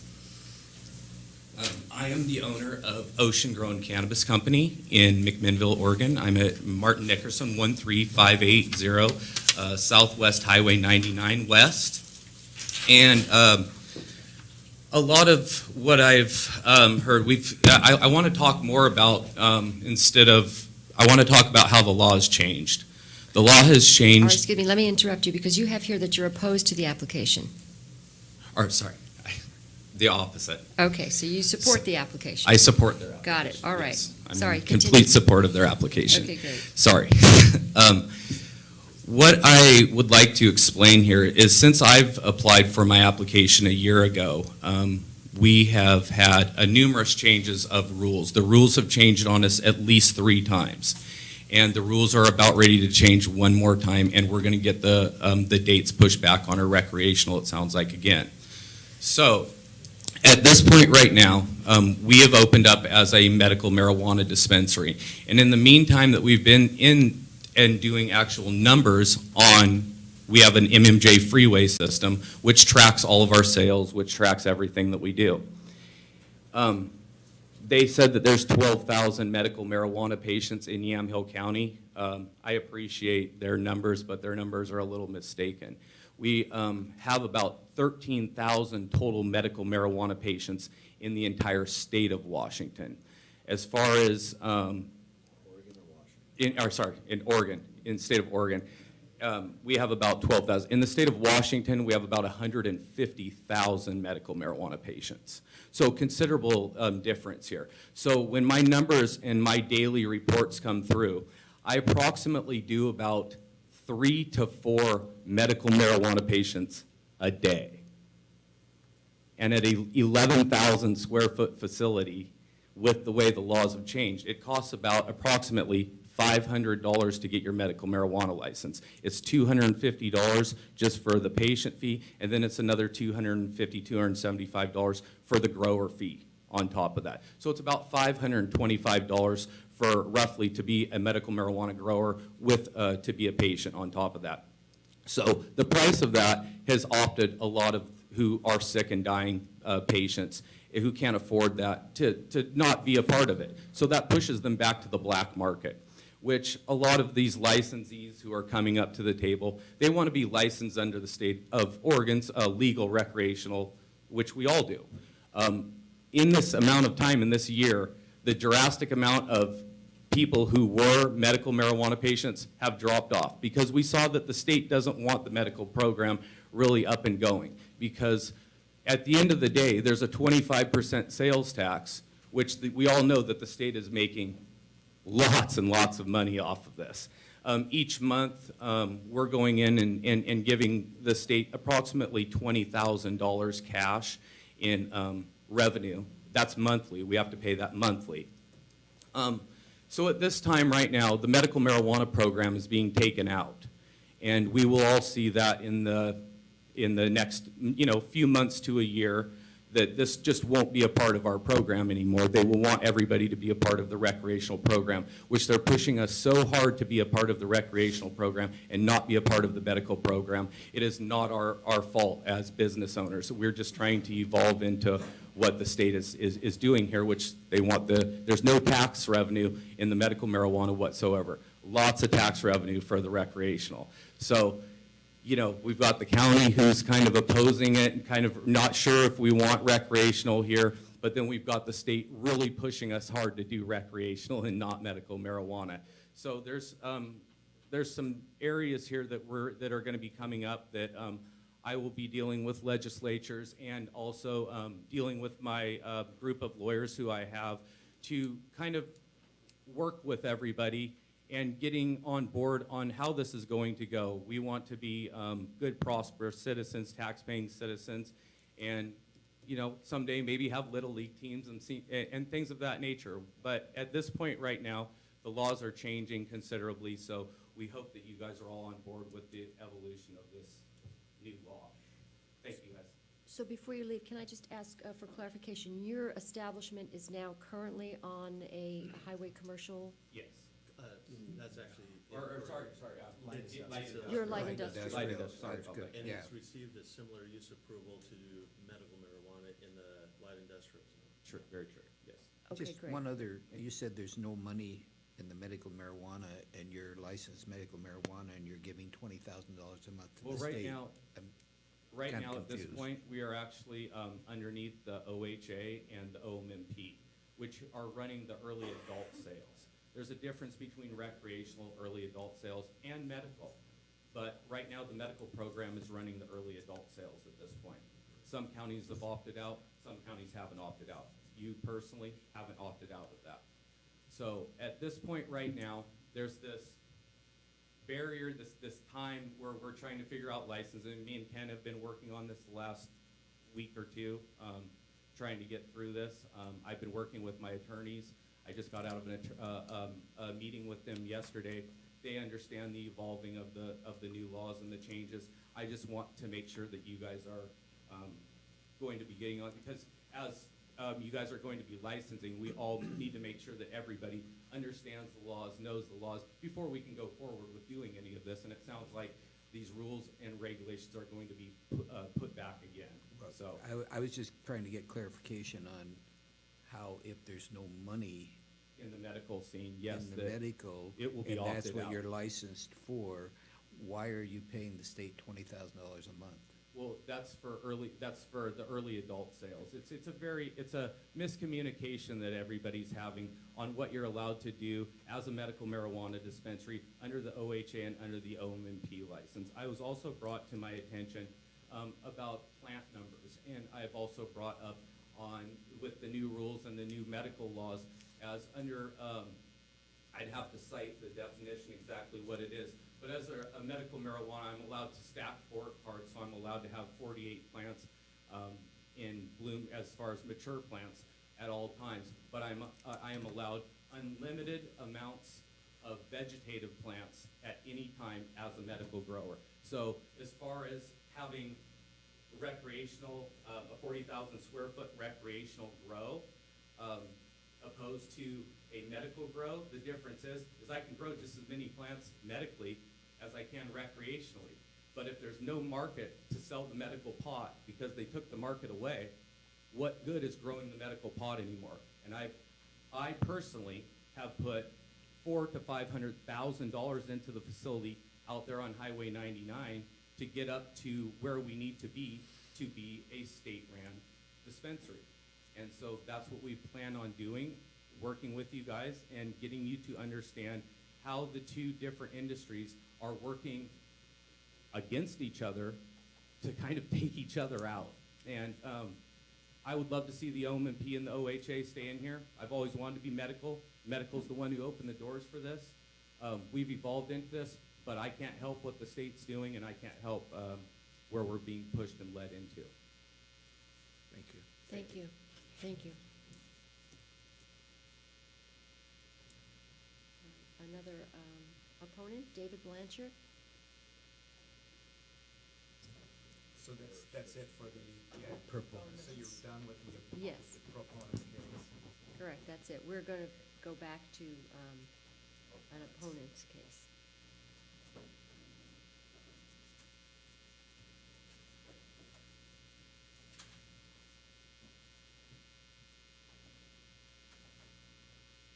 My name is David Blanchard. Very good, back there. My name is David Blanchard. I live at 574 West Grant Street in Carlton, Oregon, P.O. Box 77. I also own a home at 4748 Northeast Blanchard Lane, which was my parents' home. I am in the process of restoring that home, and my wife and I may move there, or we will have it as a vacation home. If we move there, our Carlton home will be a vacation home. They're both very lovely. Nothing we're discussing today has anything to do with whether or not people will have access to marijuana in the state of Oregon. It will not limit availability of recreational or medical. In fact, within 3 miles of this site, all forms of marijuana are purchasable inside the city limits of Dundee. The only purpose of this hearing is to appeal to our 3 commissioners, who I look to protect this county, of a finding 6-2 at the Planning Commission level that allowed for this one zoning, highway commercial zoning, of which there are 9 in the county, all 9 of which I have visited, all 9 of which I have studied and understand quite well. This will limit the sale of marijuana in those 9 locations. If someone comes in with an application for some other zoning or something else, that's an entirely different thing. So we are not going to deny anybody access to anything that they need or want from the standpoint of marijuana. What we are going to do, if you support this appeal, is that we're going to keep 9 locations in this county from eventually, if they chose to, being a sales spot for marijuana on highways that go 55 miles an hour, 45 in this particular zone. And you and I both know that those highways are actually going 55 to 65, et cetera, et cetera, et cetera. I didn't ask for this picture to be put up here. I didn't know the picture was going to be up there, but that was 9 mailboxes 2 weeks ago. They have been taken out so many times. This was 3 cars. This is the same spot within 300 feet that my neighbor, Mrs. Kugler, was killed. And I think others will testify of other blood on that highway. One must remember from the standpoint of this particular application, and let me share something that's really critical with my commissioners. The original application says this. It says, and by the way, I filed this appeal and paid the money for it. And I asked Ken, how long do I have? And I'll try to be succinct, but I need to testify about what's happened and what's happening.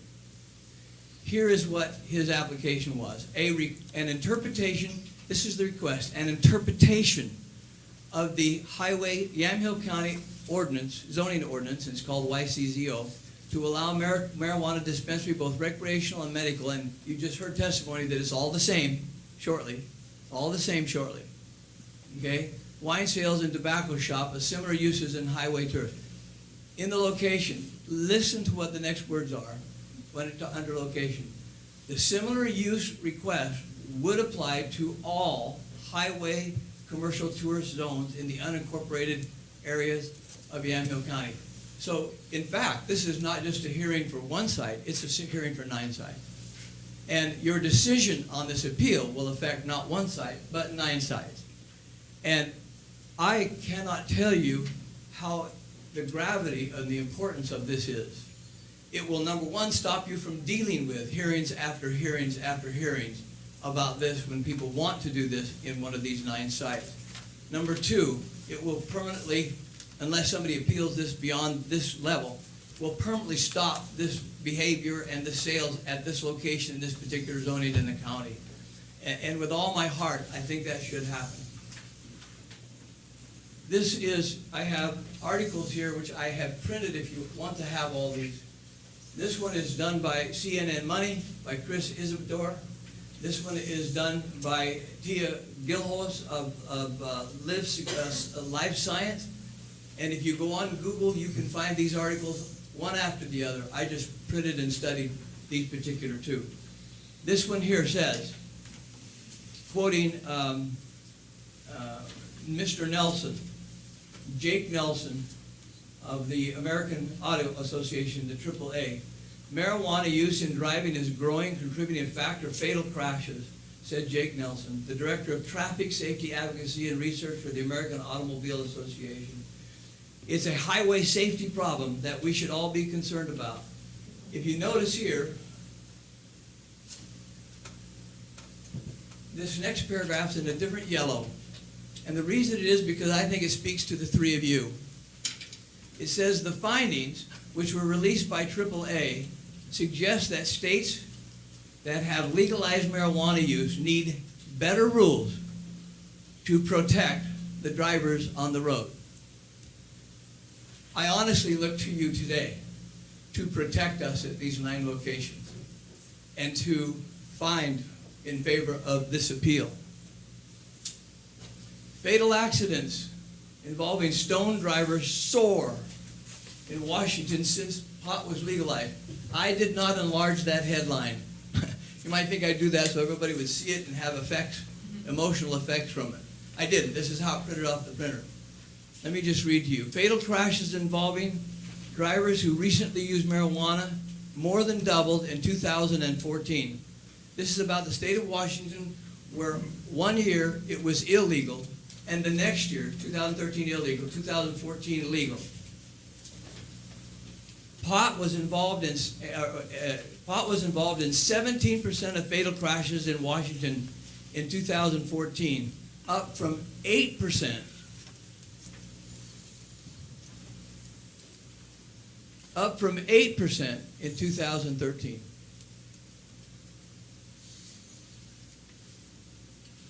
It's doubled. in 12 months, over doubled the number of fatalities in the state of Washington associated with this product. People are still going to have access. All I'm asking you to do, I have alcoholics in my family. And I'll talk a little bit about alcohol and marijuana in just a minute. But I know that people go out to their car. I know that they open the cap and take the first drink before they drive off. I don't expect for people, at least a percentage of marijuana users, to do differently than that. I just don't expect them to do. We're humans, we're behavior, we're natural men, we're an enemy to God in many ways. And I believe people will go out and partake of the substance and try to pull out on that highway. That highway, as you come from Newburgh, there's 4 lanes.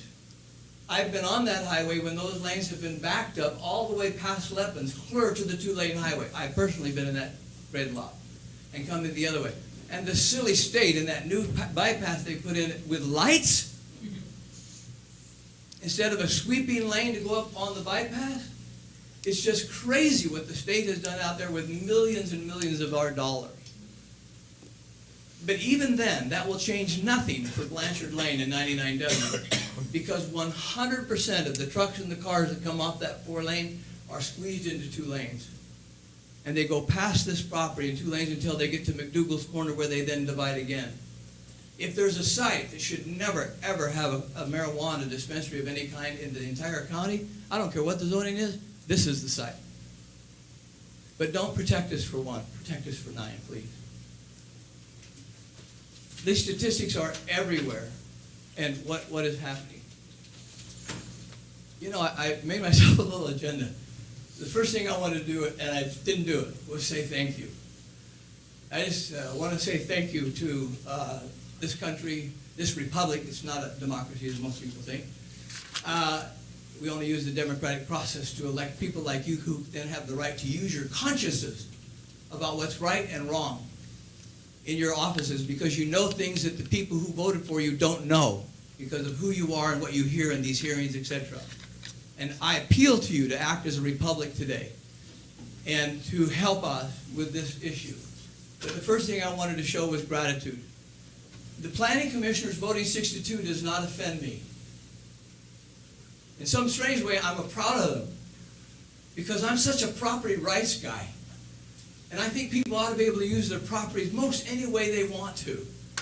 And we have a planning commission that really tries to do that for people. Isn't that awesome? But we also have a check and balances system built into this form of government, in which it's allowed to be appealed to our commissioners. That checks and balances, as if you vote to support this appeal, should not be offensive to that commission.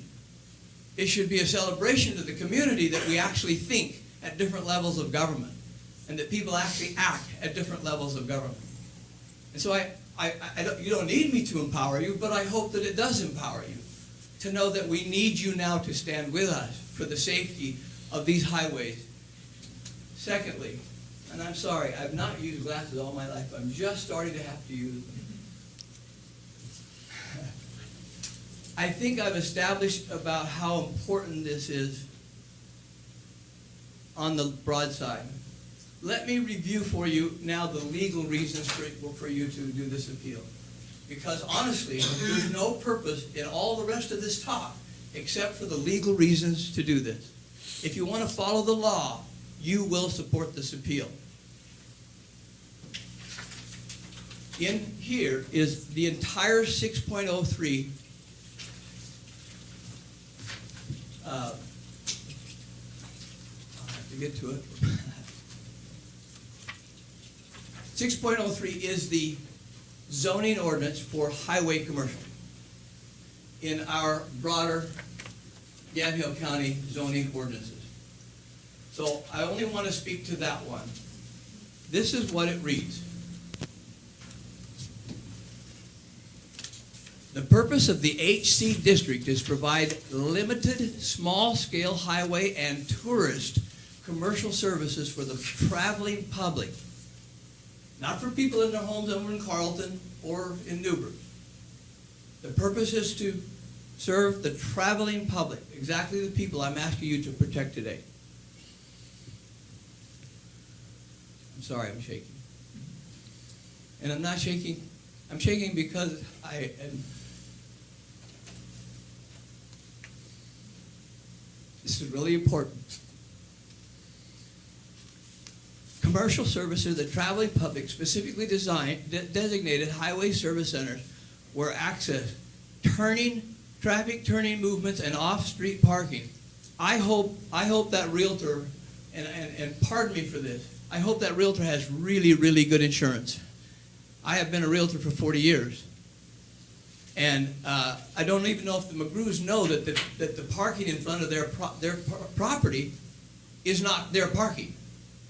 That land belongs to the state of Oregon, within 6 feet of their front door. So eventually, if the state wants to, they can take all that area out there that people think is going to be safe parking. That's not safe parking, folks. That is state land that is dedicated to 99W. And someday, they may decide to use that land. And it will alter this property in a huge, huge way. My mother and father built those buildings. It's called Blanchard Market. Sold fruit and vegetables there in the 40s. And had a little service station. The establishment of the HC district shall be based on present foreseeable demand for limited services to the traveling public in areas adjacent to 99W and 18, which is really another area where somebody wants to do this, you know, at Bellevue. The size, spacing, layout, and design of such centers shall ensure that the view from the highway and the rural atmosphere of the county are not impaired. If you come from Newburgh to this site, you won't even see this site until you're at the site. Terrifies me that you're going to have a sign there like the one out at Amity that goes back and forth like this 24/7, 365. I hate it. I don't know why anybody would allow a sign like that out there. But do I want one of those at the bottom and people coming down the highway? Oh, there's a spot for us to stop and try to pull off while the traffic's going at that speed and that volume? Should never happen. Spacing, layout, and design of such centers ensure the view of the highway and the rural atmosphere of the county are not impaired. And that the scale of services requirements, this is from the law, this is right out of such facilities do not have an adverse impact on, unduly compete with, or place any unusual demands on nearby urban centers. This was brought up in the original. I won't bring up anything new today. There's so many of these spots popping up in McMinnville and Dundee and every place else. I don't think we need our rural areas to compete with the urban centers. The urban centers have at least slower speed limit, appropriate parking. People have to drive a little bit slow until they get going. Hopefully go to their homes and not out on the major highway when they're going to use these products. I think we should never diminish the use of our urban product. If I want to buy a shovel or a pair of shoes, I can't go to an HC location to buy that. I can certainly go to town to buy my marijuana. We think about that. All the goods that we purchase. Why would we do this? In the HC district, the following uses. Now here's the law about what is permitted. I'm going to read them to you in a list right out of the law.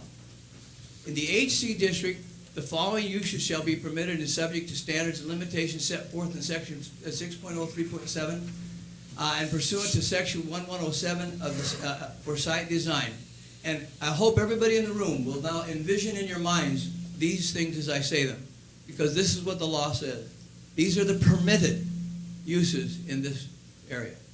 A, an automobile service station, nice Shell station or something. A drive-in, McDonald's, a restaurant where people can sit and refresh themselves and get their food and go on to the coast. Or a refreshment stand.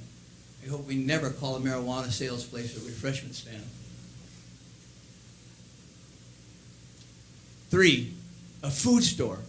This is what Larry Brock tried to compare this to that had our people confused about what was similar uses. And there's similar uses in here that you can really study. And I promise you that there's nothing similar about any part of this approval at 62 that has anything to do with similar uses. But let me go ahead. Number 3, a food store. maximum 2,000 feet. Think of a 7-Eleven. Somebody wants to put a 7-Eleven there, I guess, with a marijuana aisle, that's up to them.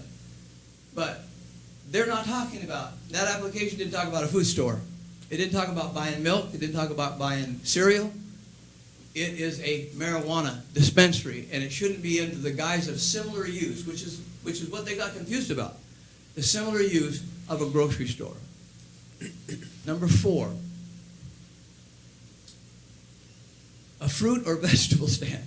Think about John's out here, or Firestone, or the rest of these places where people can go to get fresh produce, and where they can go that night and cook organic stuff. This is so opposite of any fruit stand. It's not a fruit stand. Marijuana is not fruit. Cannabis is not fruit, and it's not a vegetable from the standpoint of consumption for the health of the community of our people. Next, gift, souvenir, or antique shop. And number 6, a motel. I hope nobody is confused by any of the similar uses, because as I envision all these, none of them come close to a marijuana dispensary, whether it's recreational or otherwise. Can you imagine? And the one that the application pointed to was the vegetable stand and to the grocery store as similar uses. And somehow the Planning Commission got themselves off on that and thought that it was kind to allow a similar use to a grocery store or to a fruit stand.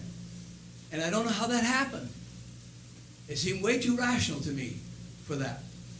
Okay, specifically speaking to the argument made at the hearing that marijuana, both recreational and medical, should be limited to Yamhill County urban centers where speed limits, access, retail centers, and work for the safety and the greater good of the public. That thought and position support our municipalities and the businesses within them.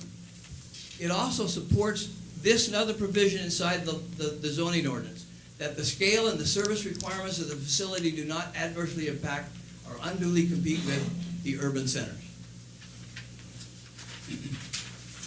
I'm getting there. I don't think you three, of all 3 commissioners in any county in the state of Oregon, need a lecture or anybody like me talking about a republic versus a democracy, because I think you understand it better than any other county. But you do have the right. You look at the Supreme Court and how ideologically they're divided. You do have the right to decide inside your own heart and your own mind. I've based my appeal on law, but I hope there's an emotional side to it too, that says, guess what? We're simply going to take this off of our highways in these zones. Now, we're getting close to maybe the most important part. I'm a taxpayer. Many years of my life I've paid taxes and contributions to my church that took me until August 23rd before I made my first dollar. I pay taxes to this county and support this young man in being our planning department head now, and I'm grateful. This is what the department said. This is not me. This is our planning department. Quote, Ken Friday and staff. In their recommendation about what the Planning Commission should have done, and I suspect that that recommendation would certainly pass forward to the checks and balances of the county. The purpose of that zone is found in section 603.1. The first sentence of that section provides that the purpose of the HC district is to provide limited small-scale highway and tourist commercial services for the traveling public. That section goes on to state the establishment of the HC district shall be based on present foreseeable demand for limited services to the traveling public. That limited is so important. We do not believe. We do not believe. I think the department got together and discussed it. You can talk about that, Ken Friday. We do not believe that the proposed use is consistent with the purpose of the HZ zone, and in fact, may very well be totally at odds, 180 degrees from the entire purposes for this to be established in our county. This is my tax man. I pay for his salary. And I'm glad that there's such a rational thinking at this level that does this. Totally at odds consistent with the purpose of the catering and traveling public. As cited by one of the parties, the marijuana-related traffic fatalities in Washington increased from 8% to 17% after legalization, which would appear to pose a significant safety risk to the traveling public, which is what those cylinders are for. Back to the traveling public. In any event, the criteria requires that the applicant demonstrate that the proposed use is consistent with the purpose of the HC district, and this, quote, and this has clearly not been done. I wondered if the planning commissioners read this recommendation. I wondered if they trust the department. Now, sometimes I know it's different. And again, they're part of the Republic too, so they can vote their conscience. And did. God bless them. It goes on down here, and I won't read it all for time, but here's closing statement. Because of the uses inconsistent for the purpose and scope of the HC district, we are recommending denial of a similar use application. Now he goes on and says, however, if you must do this, Planning Commission, would you please impose at least a conditional use permit process? That wasn't what he recommended. I could read it all to you. That wasn't what he and the department recommended. That's what they said the fallback is. If you can't support me here, then at least make this a conditional use process. And that's what they did. You can overturn that today to make us safe in at least 9 locations in this county. And if you and I want to buy marijuana, we can go get it in an urban center where we're safer and that everything is well with us. I hope you support our land use planning department. I think we got one of the best in this state. I love it, the fact that they try to allow people to use their land the way they want to use their land within reason. And Yamhill County should be so proud of how we act compared to a Washington County or a Multnomah County. Establish that the allocation is not a similar use. Just in case somebody thinks there's a similarity between alcohol, which came up big time in the other hearing, where I could read you a section in here where one of the commissioners sitting in that chair right there asked me how many times I've been stoned and drunk. I could read you the section that I wrote to him anonymously, basically. What in the world is he doing asking me if I've been stoned, which I haven't, by the way, or drunk? I drank some alcohol in my life when I was younger, but you could put all of it in a bucket. And no, I don't think I've ever really been drunk. But that was the questioning coming back from the Planning Commission, if I understood how these things were similar to one another. They're not similar. First of all, in the state of Oregon, there is no legal test by our law department that establishes when you are high on marijuana. Did you know that? In Washington, that's established. In other states, established. In Alaska and Oregon, there is nothing except for a policeman who thinks you're driving erratically or whatever. And then you're being tested by a blood, which changes within 2 hours. And by the way, there's no test to administer this on the highway. And the technology and the science behind it usually takes about 120 minutes before it can be administered, which changes entirely the incident that just happened out on the highway. Why would anybody want to encourage more people to purchase this product on our highways and use it? Oregon has a lot to do to get its act together. But this statement, which comes from a reliable source,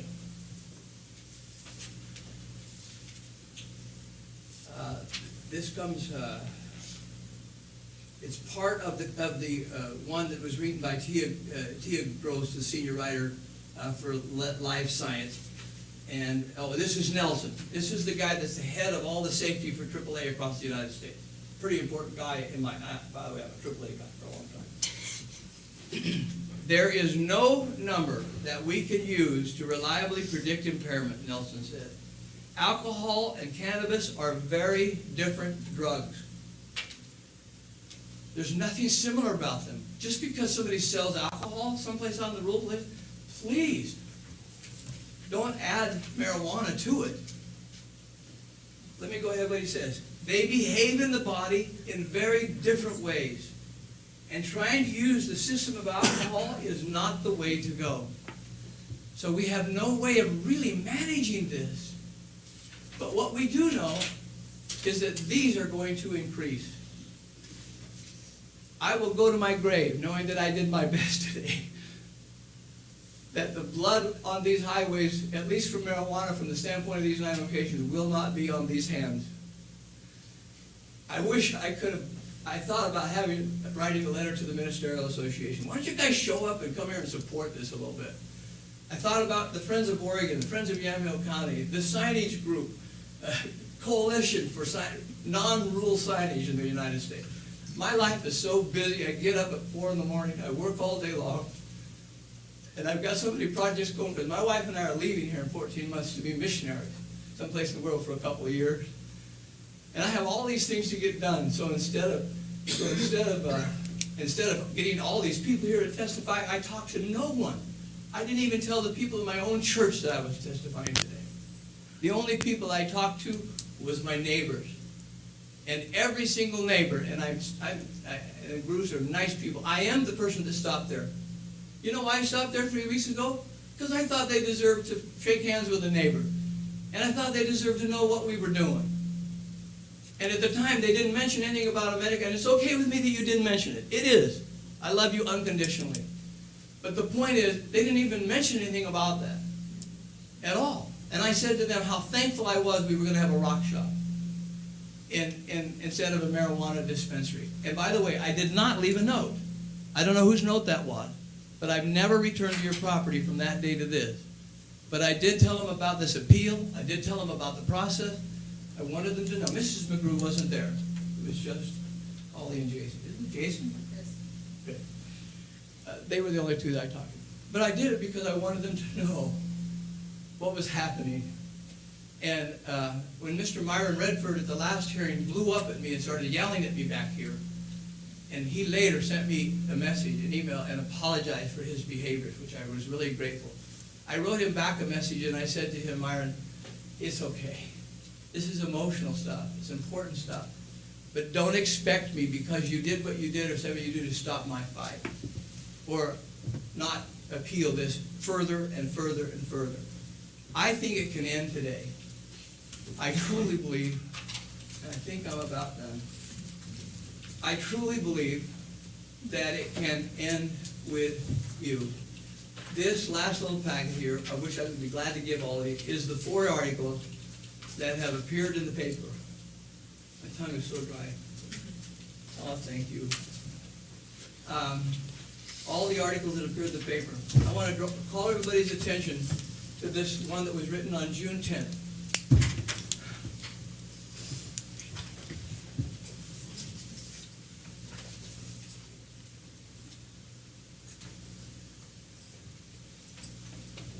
That's the efficiency of government. How many people does it take you to I don't know, 4, 5, 6? I don't know for sure. We didn't vote on it, though. It was hard for me to sleep last night.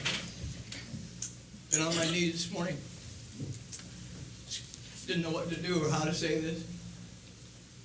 But I have been comforted from on high. And I know that I'm doing the right thing, regardless of what happens at this appeal. The last one, which was written on June 10th by a man who's pretty liberal, and a man who I don't always agree with, Jeb Ledeen. And if you go back and read the June 10th, he literally makes fun of the fact that this could possibly ever happen in Yamhill County. I was so grateful for this. In the last hearing, someone said, we want to get this all out in the open so that we in Oregon, who use cannabis freely and so forth and so on, we can shine to the world. He ends his comments down here by saying, perhaps rural marijuana shops would lead to a few more highway tragedies, but if so, we would soothe our consciences by remembering that we were simply letting what we do shine. This is not what I do as an Oregonian. And I would use it for medical purposes if it was prescribed. If I need glasses, I wear them. If I need stuff for diabetes, and if I felt that I should use this product to help me with pain, I'm glad you are out of pain, Holly, with this product. And I hope that always is the case. And I would use it if it was the right thing for me to do by my conscience, so that I know that it was the right thing to do. Anyway, I point to this as, and my closing statement, I guess, would be this.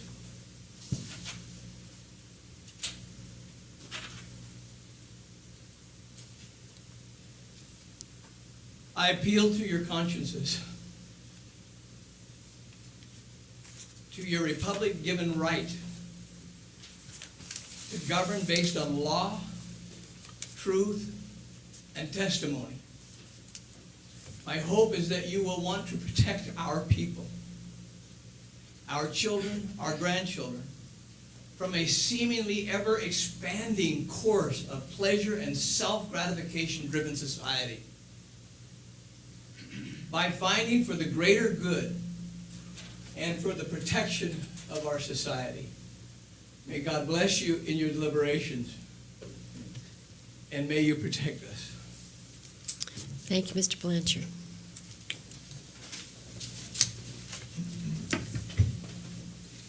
We do now have a late... David? I guess I have somehow made this undrinkable. It's all yours. David, do you want to submit the letters? We have a... I'm sorry? Do you want to submit the letters? I want to submit a lot of that, yeah. Okay, all right. Should I do that right this second? You can, whatever. Or before you leave, it's okay. It is the letter, which if you want these? Yeah, that's fine. Thank you. And here is the letter all marked up. And here is all of, this is the whatchamacallit and all the articles. Okay. And there's lots more stuff in here that everybody could have if they wanted to have it. Somebody challenged me on the street. Could I just add this? Sure. Somebody challenged me on the street and said, "Why in the world are you doing this?" And I said to this man, he said, "What difference does it make if they buy it in the city or in the county?" And I said to this man back to him, I guess I already testified about this. I know that people take the lid off at a liquor store sometimes. Maybe 10% of the population would do that, 30. Hopefully 90% wouldn't. I know it will happen also with marijuana. But I said at least they need to drive to town. Go to town and hopefully use it in town. Limited access, limited highways, limited use. This zoning is for the traveling public, not for people living in houses in our county. Thank you so much. Thank you. We have a proponent for the application at this point. Mr. David Antonucci? Okay. All righty. David Antonucci. I live at 15600 Southwestern Hills Court in Greenville. And I wasn't prepared to say anything today. I was here mostly to hear, but after Mr. Blanchard's very personal testimony, I feel I want to bring the balance back to what is being talked about here. I don't think that limiting the sale of marijuana in a certain specific location is going to decrease the accidents that might happen from marijuana. I feel his testimony is this on? Yes. Yes, go ahead. His testimony is not about whether it should be sold or not at that specific zoning, but more whether it should be sold at all. I happen to be a realtor, not the one that misrepresented anything. I'm squeaky clean as far as that goes, but I do represent owners of same zoning, and not all the highway commercial zoning is in a precarious traffic situation where people turning on and off would cause accidents or be at risk. The one I personally know of is on Highway 18. There's a Dairy Queen next to it.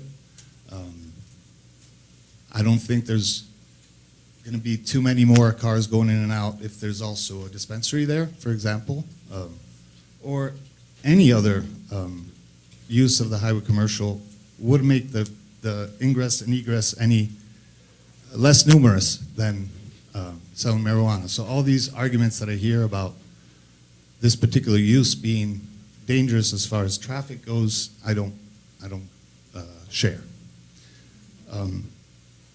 And again, it seems like Mr. Blanchard is really talking about marijuana being bad, and it's a bit late for that. This is a state that has already shown that it's not against it as a medical product, as a recreational product.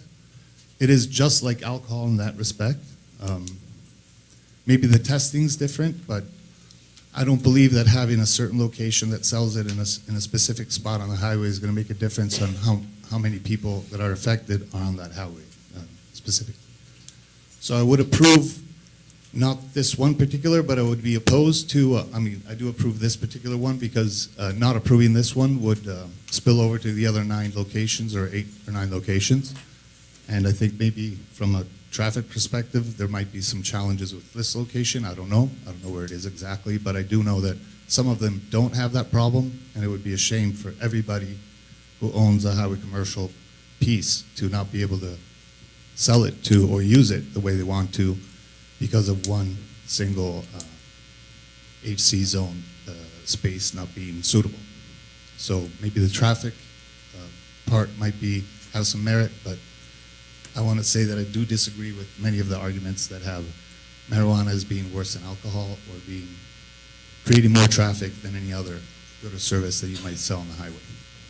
That's about it. Thank you, Mr. Antonucci. Appreciate it. Anybody else? Okay. Do we have any rebuttals by the proponent? Okay. Have you filled out a form here?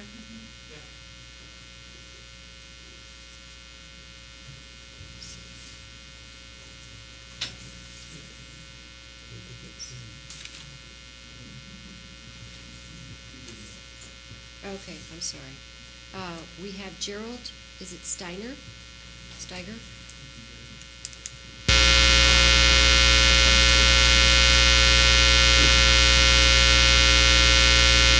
My name is Gerald Steiger.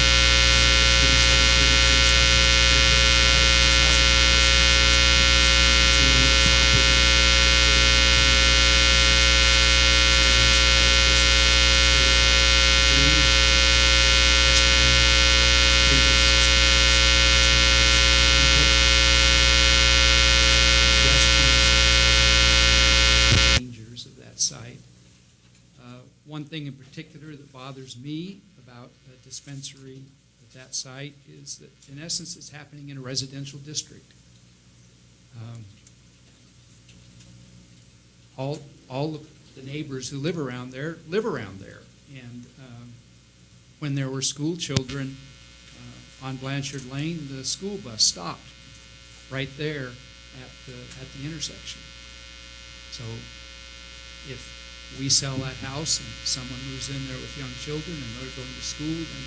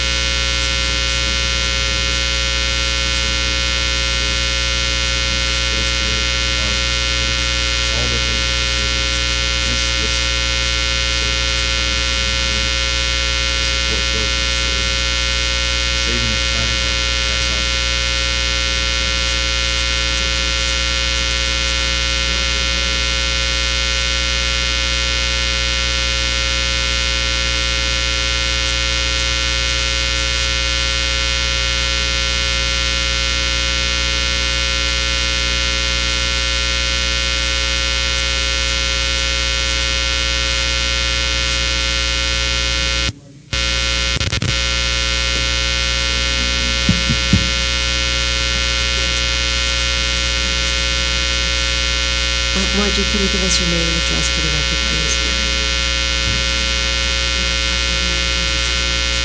Oregon.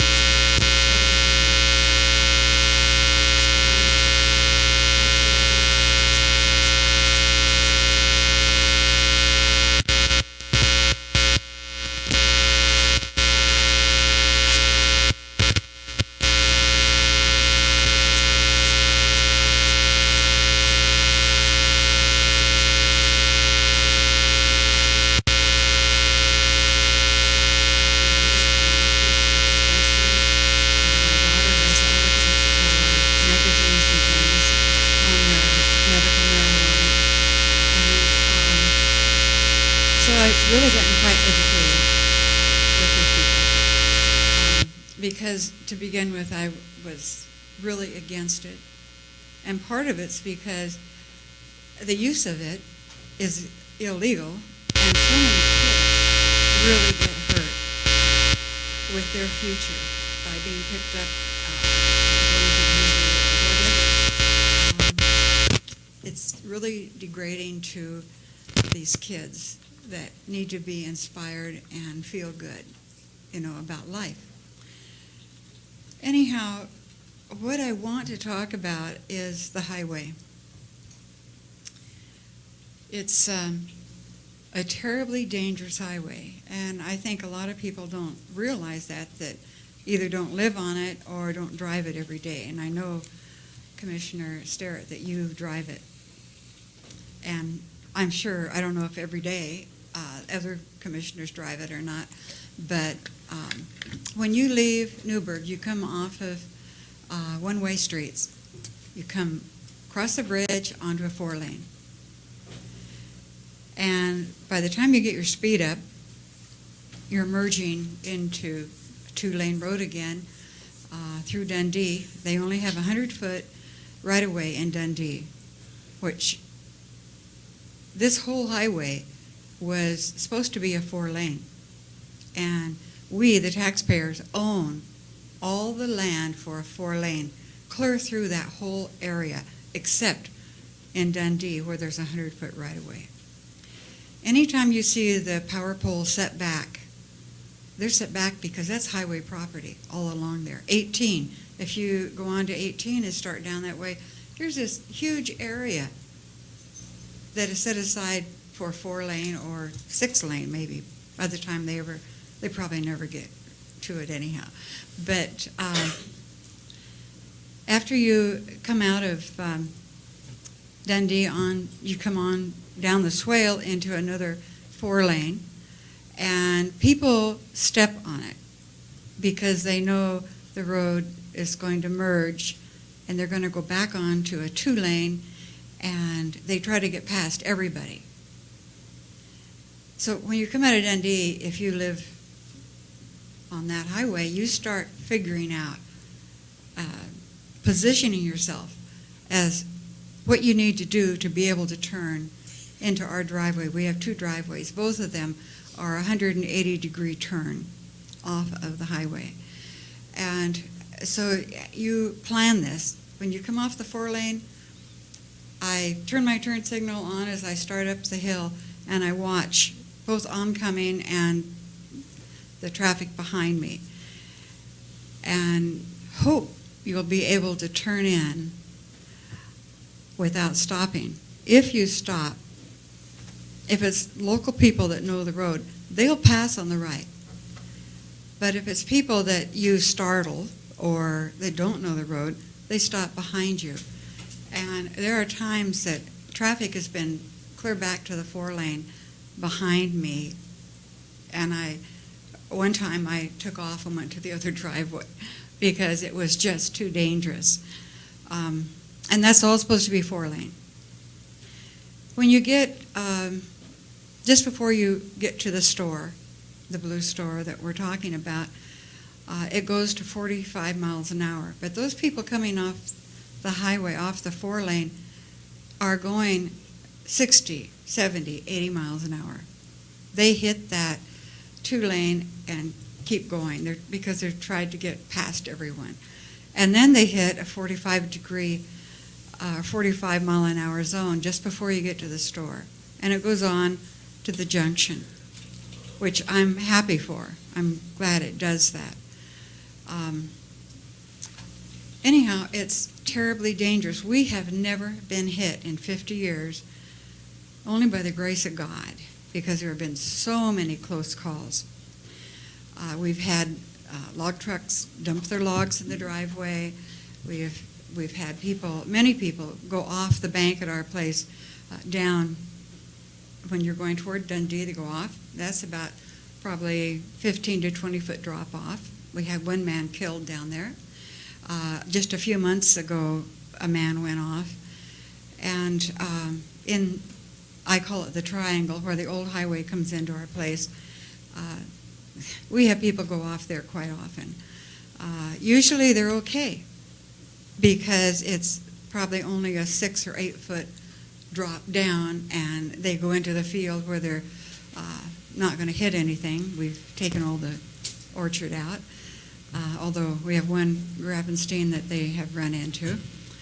But it's really dangerous. And when you get up to the store, and this has been mentioned, that it's a blind spot to pull out there because of the bank.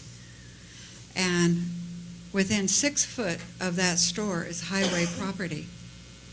That leaves them no parking without being on highway property, which the highway apparently has been favorable to this. And in the early 80s, we leased that store and had a bee supply in there. We were manufacturing.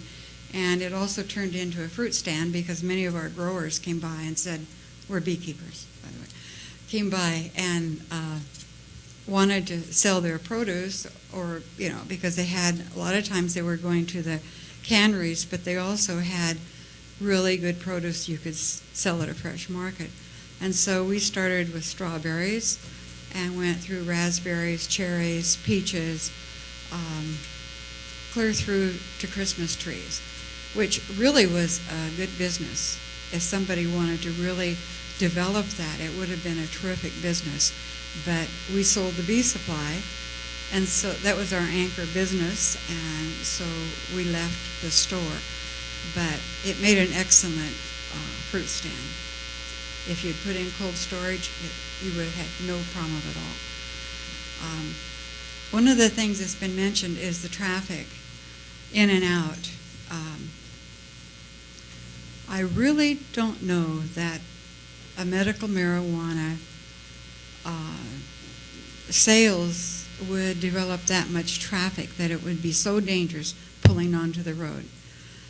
I don't know that people that would buy marijuana at that store would be any more dangerous than people that have smoked marijuana at home and get on the highway, or people that are impaired by alcohol.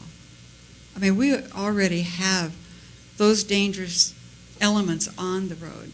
Another element that's really dangerous is people that can't see. And many of our people that are driving have problems with seeing. And that strip of highway is really difficult, because you go up and down little knolls and hills. And many times, if it's really bad weather and raining, from our driveway, either one of them, you don't see people until they're too close. And especially if there's fog or even really heavy rain, and it's a terrible place to have to pull out from. Many days I sit there for probably 10 or 15 minutes. When traffic is bad, I try to plan extra time to get somewhere because of just pulling onto the highway. And I go to McMinnville most of the time, because I can be in McMinnville in 10 minutes. If I go to Newburgh, it'll probably take a half hour. And Newburgh is 4 miles, and McMinnville is 10. So, it's not a toss-up. If I can do it in McMinnville or Salem, that's the direction I go. I want to talk about the turn lane. That turn lane was put in because one of our neighbors was killed, Esther Kugler. And many of the people on Riverwood Road had had people slam into them.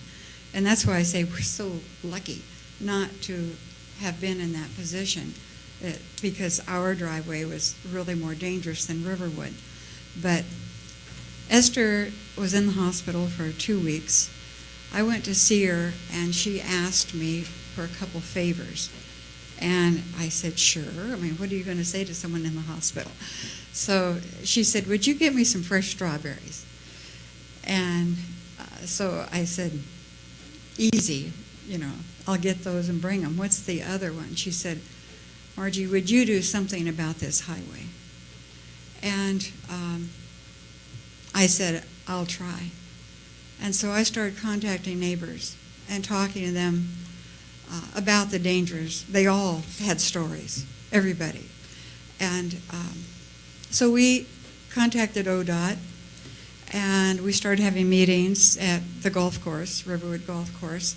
They gave us our banquet room, and we had really good turnouts. We met with Don Jordan from ODOT and Dave Blanchard, past commissioner, Blanchard. Dave Bishop. Dave Bishop, sorry Dave, past commissioner, was working for ODOT at the time, and he came to all the meetings because he knew the road and he really was pulling for us. Ted Lopazinski came to all the meetings. Leslie stopped in once. She was on her way to another meeting, but we had really good support from many other people in Yamhill County. And ODOT argued with many of the things that we said, because we were all under the impression, we'd been told for years, that 99 was the heaviest traveled coastal artery in Oregon. And we just thought that was true. And we told Don Jordan, and he said, oh, no, you're not. And everything we talked to him about was no. And so close to the end of the meetings, I had been writing questions down during the meetings, and we presented Don with those, and he would come back then with his answers, which were almost always yes. He was really surprised to find out how busy that road was, and we asked for a traffic count. And they set it up for a weekend, which really didn't say much to us because it's busy 7 days a week. And so they went back and set it up for a full week. And they said that it came out to nearly 40,000 cars a day, and it didn't make any difference what day it was on that road at that time. And that was some time ago, 20 years. Anyhow, one of the people that testified at the Planning Commission meeting, Bonnie Dundas, she went out and talked to neighbors. They donated money. I think everybody donated something. And the steel mill donated all the slag for the highway. And the tribe donated $10,000 toward it. And we got our turn lane.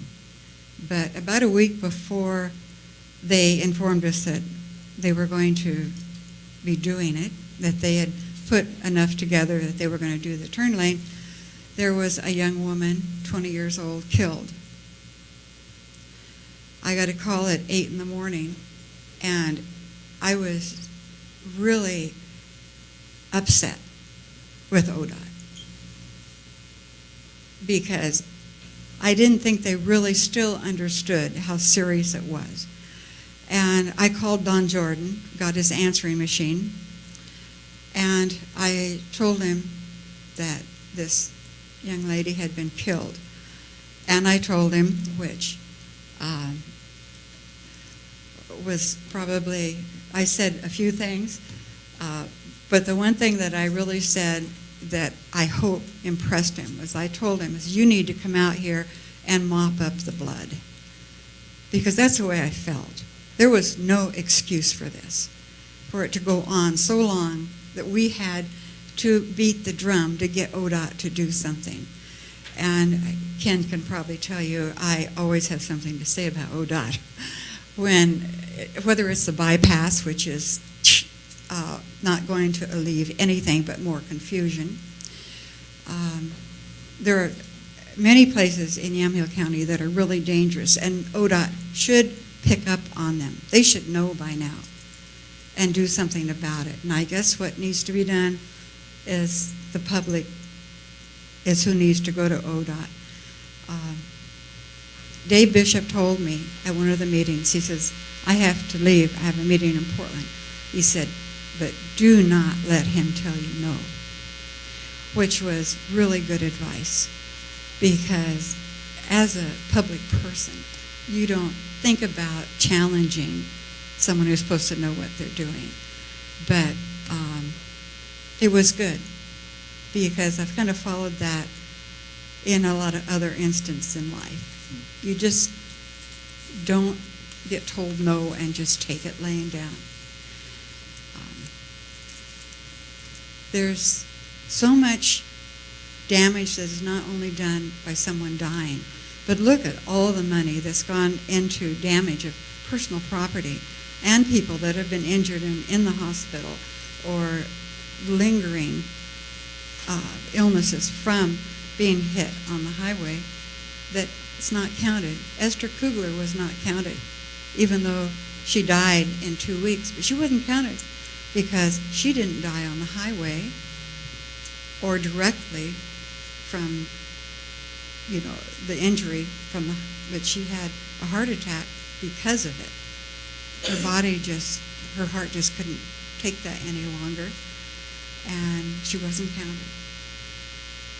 So I really hope that you will think about this. I believe, and we've talked about it on the Planning Commission, that we need to have a committee that sits back and looks at our zoning.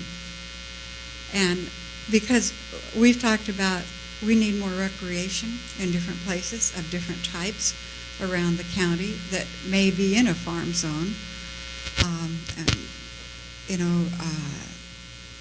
We haven't done that because it takes so much time and there's no money set aside for a committee to study it and make recommendations. But it's really important that we do look at our zoning and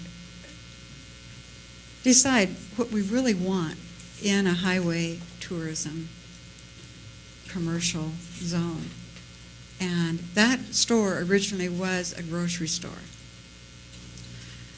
And it would really be nice to have a little place that we could run and get a gallon of milk without going clear to McMinnville or Lafayette. But the store has been used for things that either didn't cause a lot of traffic or that were related to tourism or art. And I believe that's what the store should be. And when David told me that someone was planning on a rock shop, I thought, that's great. But apparently that's not what they're planning on. And I just believe that medical marijuana or marijuana sales should be in an industrial or commercial area within that zoning or within a city. There's no reason to splatter it around the county. We already have enough. Right now, we have enough places to buy marijuana without any more opening in Yamhill County. So, are there any questions? Okay, thank you so much for listening. Thank you, Margie. Thank you so much. All right, so at this point, are we going to just set this over and reopen this at the point of staff recommendation? Yes, I can read off the proposed schedule if you'd like. Okay. The record shall be open till 5 p.m. on September 15th. Thank you, sorry. I'll start over. The record shall be open to 5 p.m. on September 15th, 2016 for all parties to submit written testimony or evidence to the Planning Department at 525 Northeast 4th Street, McMinnville. The record shall then be open until 5 p.m. September 22nd for all parties to submit to the Planning Department written rebuttal to what was submitted during the first open record period. The record shall then be open for the applicant only to submit final written argument with no new evidence until 5 p.m. on September 29th, 2016. At that point, the record will be closed. The Board of Commissioners shall then reopen the hearing at 10 a.m. on October 6, 2016, in room 32 of the Yamhill County Courthouse at the point of staff recommendation.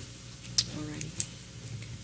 So then at this point, we'll close the public hearing and reopen it on October 6th. Is there a motion to do that? Okay. So moved. All right, we have a motion to keep the record open and then come back here on the 6th for deliberations and a vote. So any further discussion? All those in favor signify by saying aye. Aye. The motion passes. So at this time, we will close formal session unless there are any other announcements? Okay, no other announcements, and we will close the formal session for September 8th. It's 12:53. Thank you all.